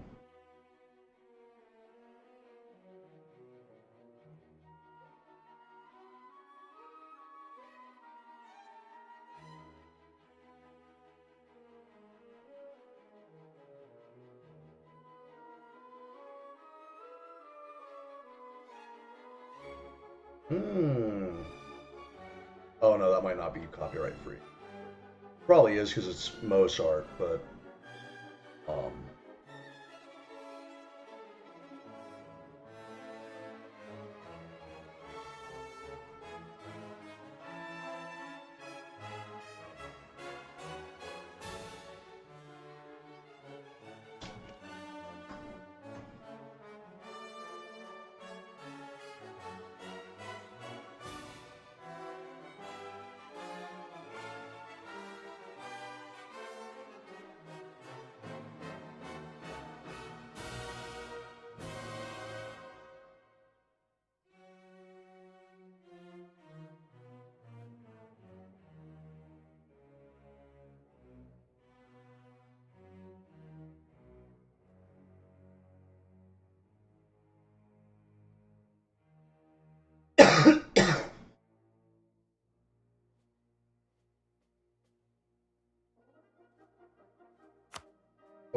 I did not mean to click that. I should have clicked on the automatic load, save loading button. Oh well, I got it. Good. I'll wait till Pythias. Oh, Portugal is being sieged down by Castile.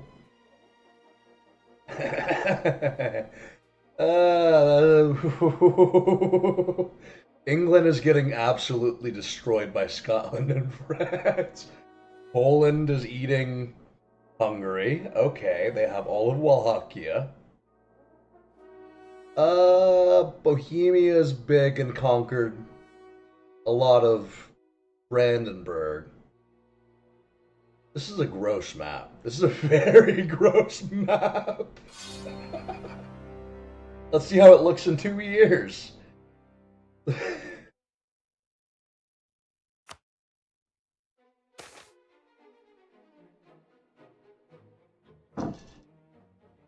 A gold deposit. Okay, here we go.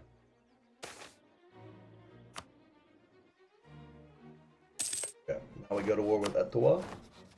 Etowa, I think. I pronounced it. Etowa. I don't know.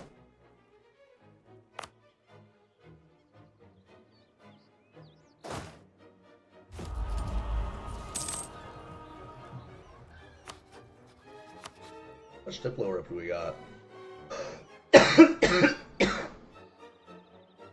Not a bit.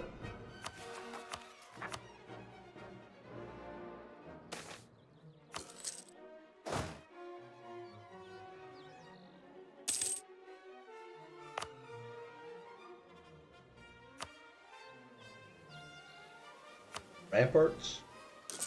Yeah, I could do some ramparts. That as well, yeah.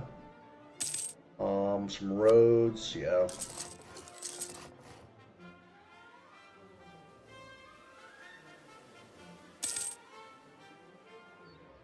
How does that have a... Oh, it's because it's a estuary.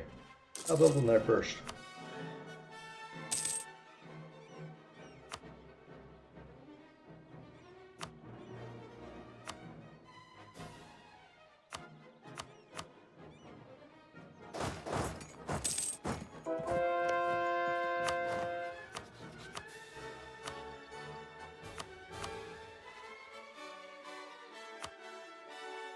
Tapo.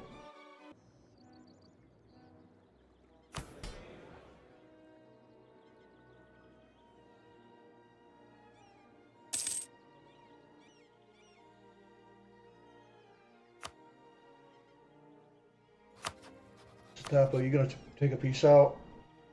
Nope. Okay. Achisa, what about you? Yeah.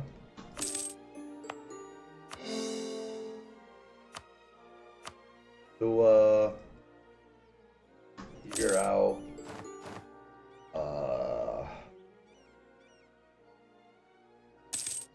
There we go.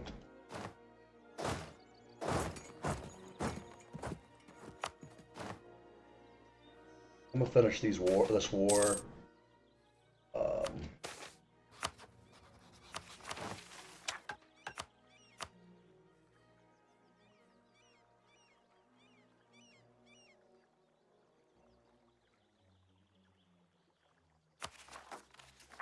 We need more stability.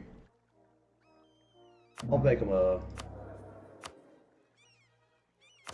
guy.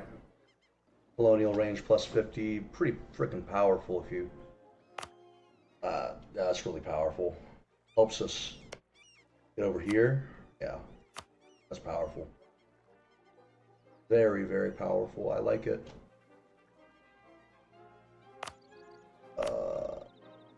This guy.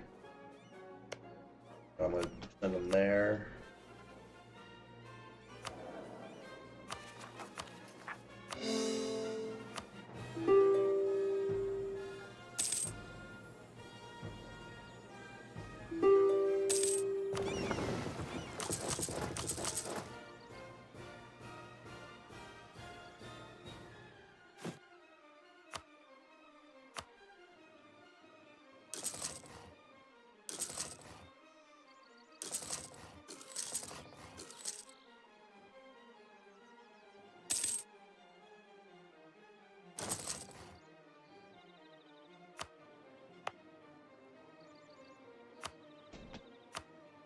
Oh, I need the, actually do need the marketplace there. Never mind. Oops.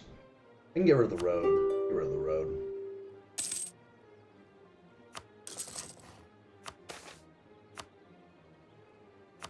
Especially since they have a capital over here, I can spread roads out of up here. It's not that.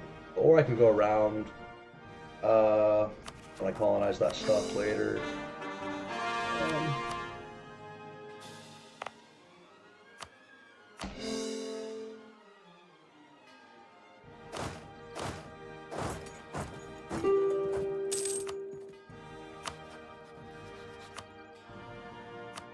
Tapo, come on.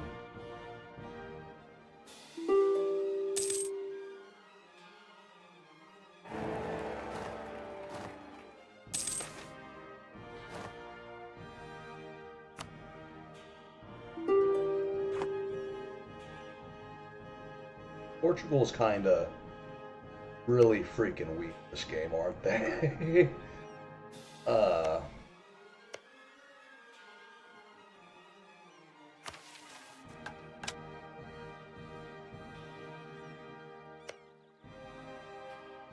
Potatoes. Caribbean potatoes. Quite tasty.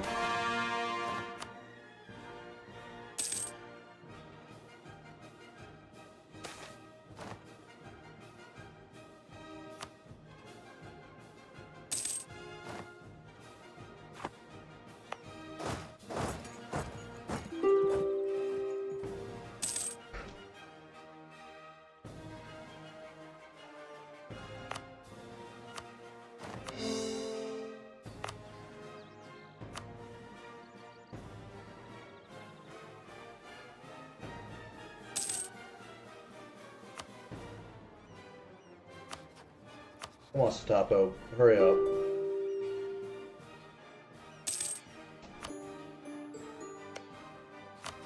Got that GC you're coming with.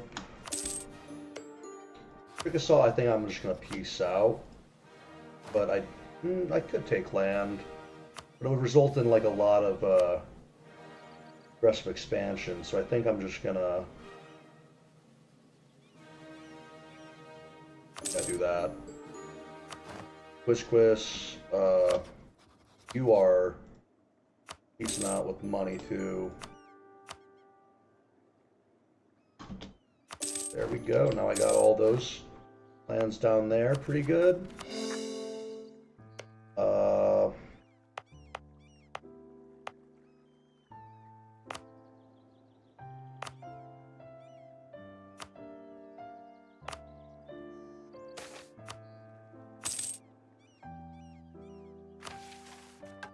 A new age, there we go.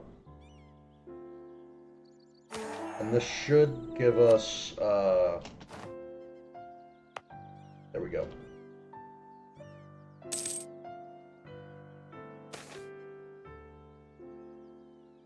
Oh, we need more. Theme, yeah. Embrace Elysianism? Not yet, not yet. We want to make use of this money for a little bit more. Colonize a few more provinces before we change our idea set and screw ourselves out of the bonuses we get from that. We want to consolidate the Elysian coast. Maybe get Florida and the Cycladian Isles a little bit more.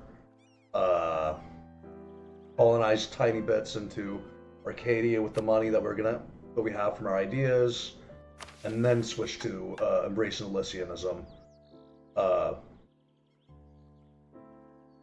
Yeah, sounds about right.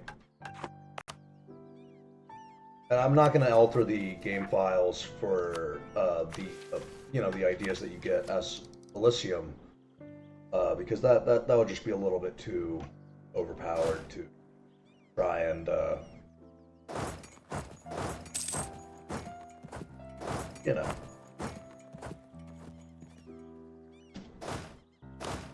do that. It just doesn't really, not appealing to me.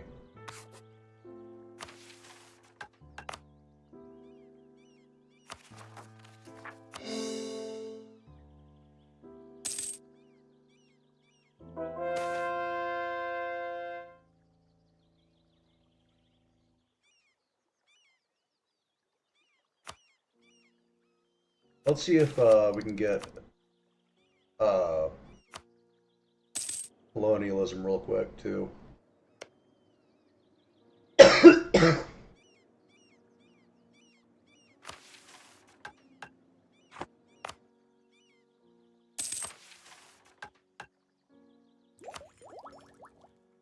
The next idea group we complete, we will... Kitties, calm down. The next idea group we complete, we'll get additional colonists, which will be very overpowered. We'll probably just steamroll the whole planet, honestly, doing that. At that point, it may get boring, and I may just, lower the buffs that I've given myself and start over, because that's more entertaining. Well, do we have 419? We do this yet? Evergreen Covenant. We need to do these. I'm gonna do this one first, so I can have more money then. Well, maybe. One has better...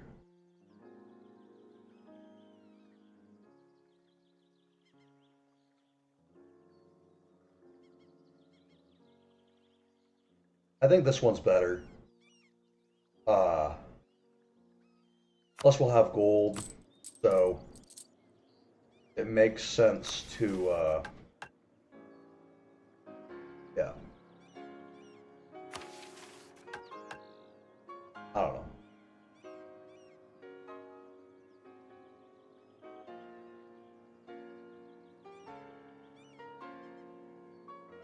We're going with Hellenism next. Yeah, Hellenism next.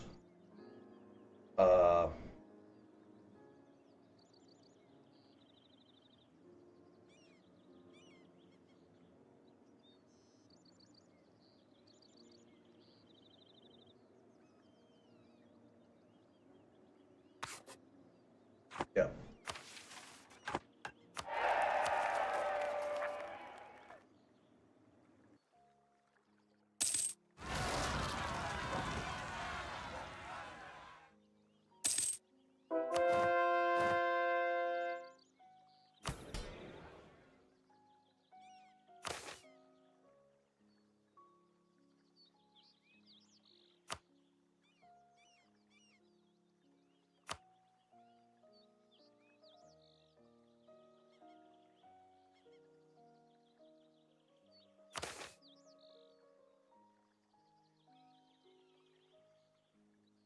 Yeah, Dynatoy.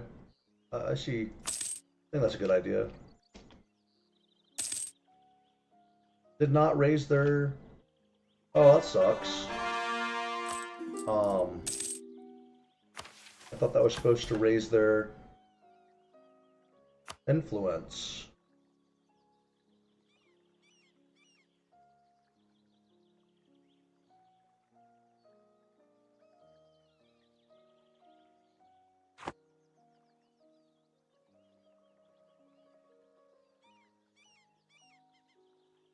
Maybe I can just increase my legitimacy a little bit. That'll boost it up. No, not much, not enough.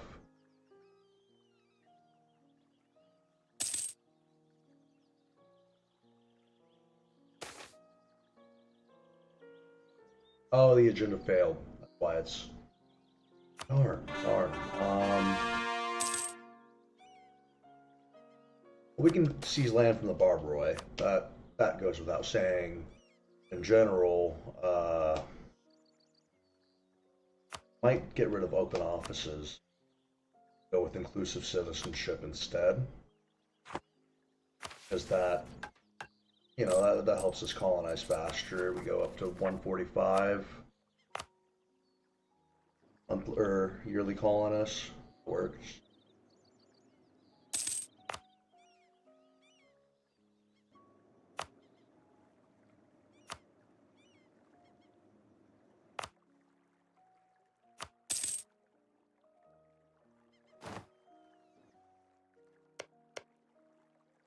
Yeah, we're going to colonize all of the Cycladian Isles as soon as possible. Maybe even, you know, colonize some of this land too.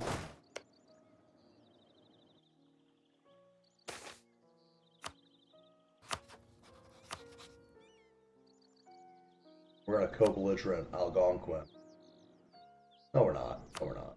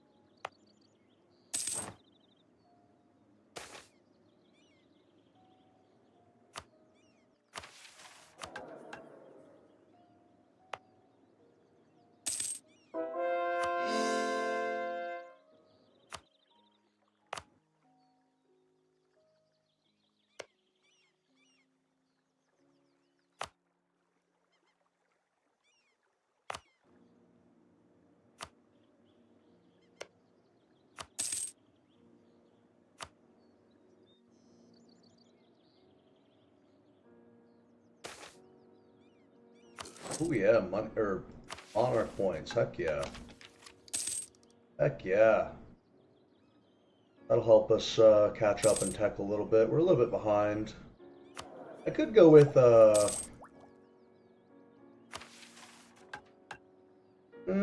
should go with Hellenism. Go with Hellenism.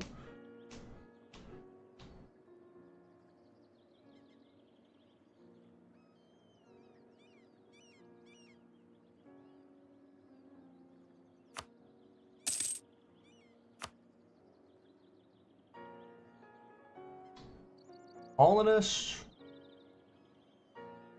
or this, yeah. 0.11.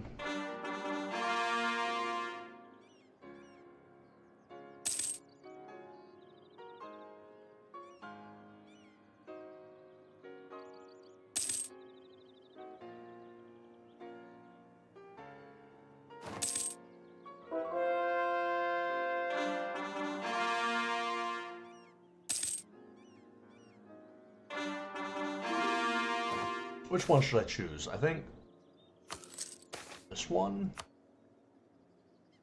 No, this one, just because it's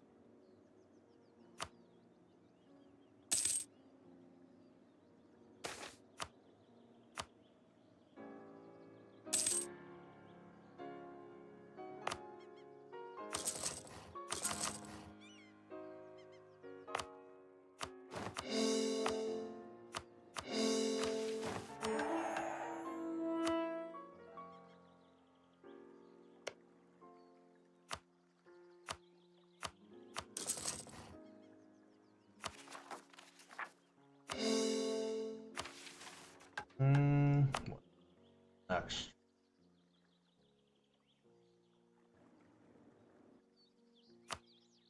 Or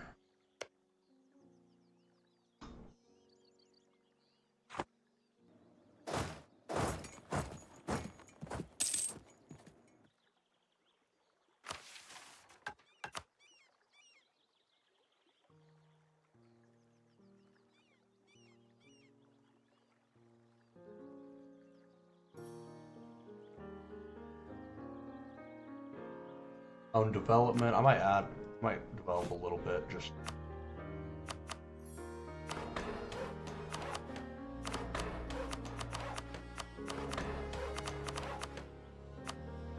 see if I can put that up real quick. Almost. Not much.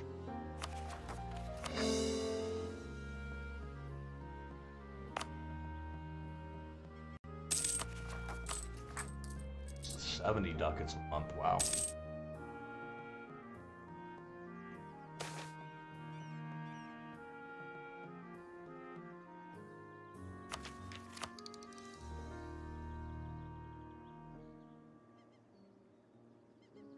See, I think I need to take the Expel Them All to get autarky. Yeah.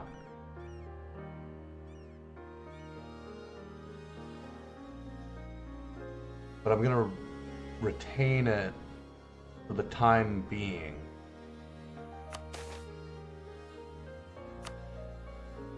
I'm gonna actually ally Portugal, even though they're really weak. I just think that's, yeah.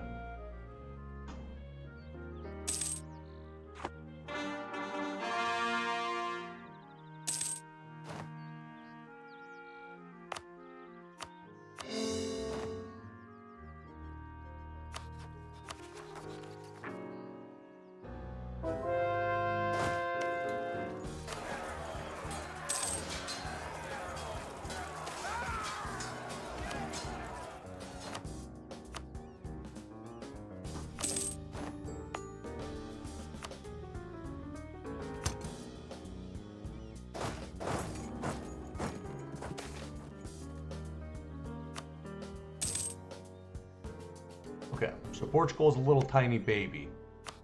Little tiny baby Portugal. I don't think they're gonna colonize anything. They're just a little weak baby, little weak tiny baby. And I'm gonna force them to be my little guy. You know, I'm just gonna be like, hey, you wanna be my little guy? They're gonna be like, you know what? I think I do want to be a guy. And then they'll be my little guy, you know? Simple as that.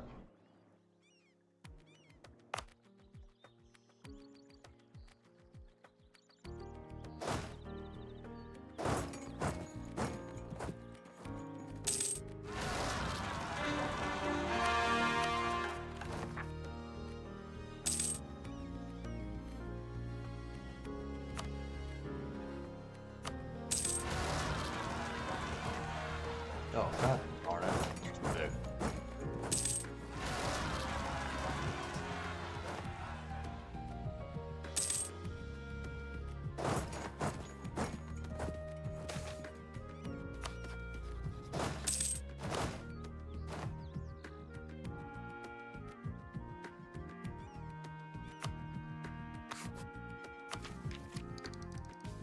Get less colonialism right there.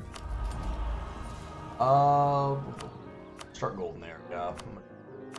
That as well. 0.1.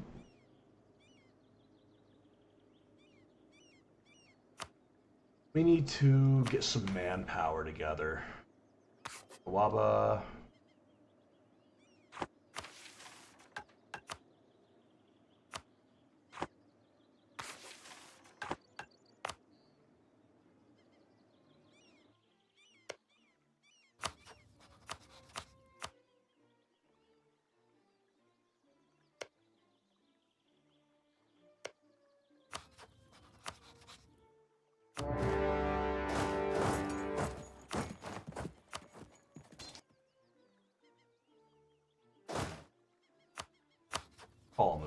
Yeah, why not?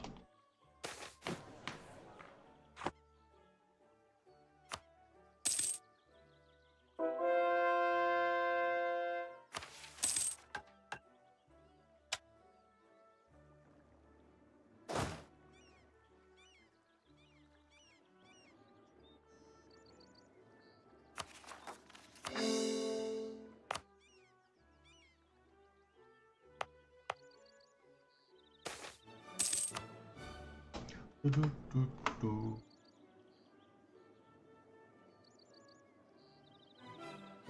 Do.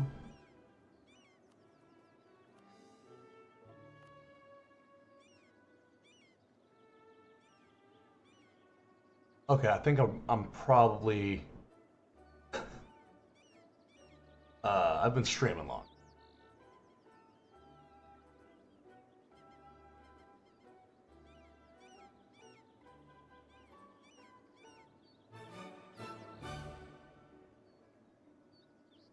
Okay.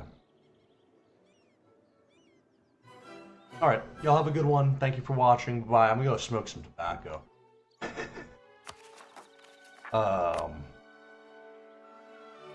Yeah. This looks like a really good, really good start so far. I like it. We're holding off on the embracing of Elysianism, that we can more effectively, you know, colonize stuff. I'll go until 14 or 1500. How did we get colonialism before 1500? I don't know. Maybe that just lied. The game just lies, I guess.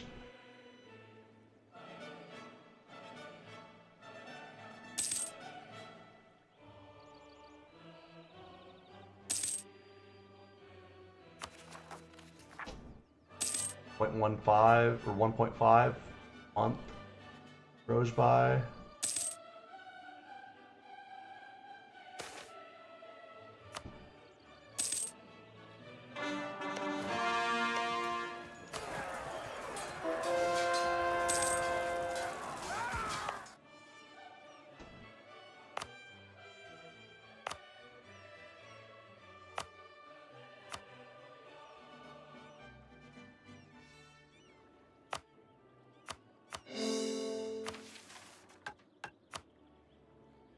.04? Why is that so low?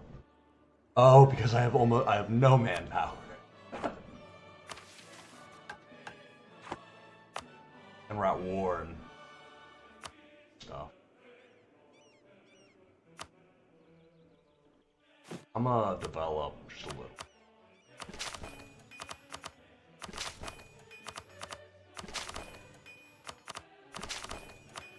There we go. Their development looking like pretty good, pretty solid. Yeah. I'll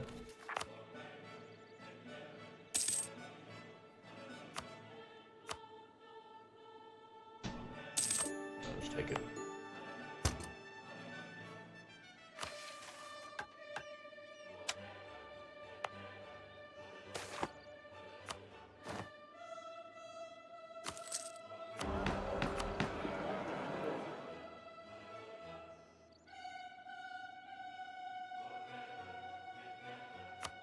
Stability, yeah.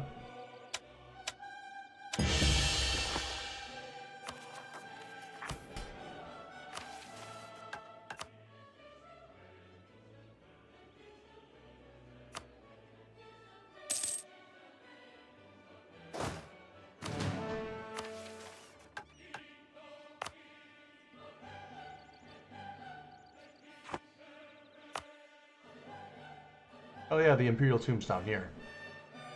Awesome. I guess it's kind of like a,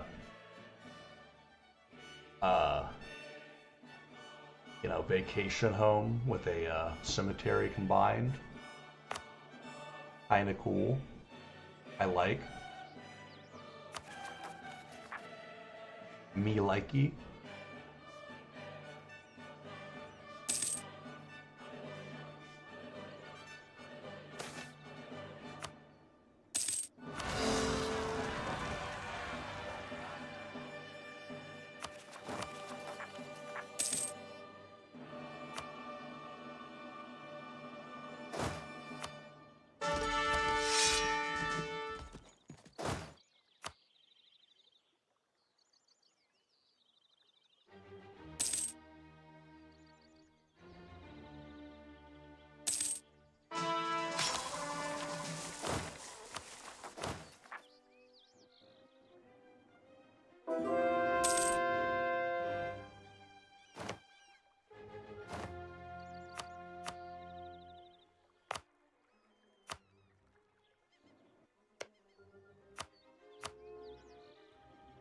Okay, so we're about to completely own the Bay of Odyssey trade node. And that's pretty good. I like it.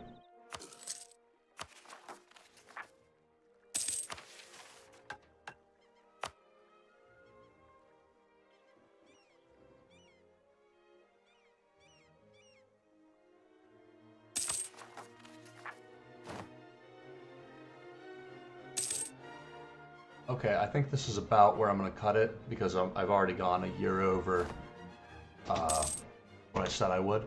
Anyways, hope you all enjoyed.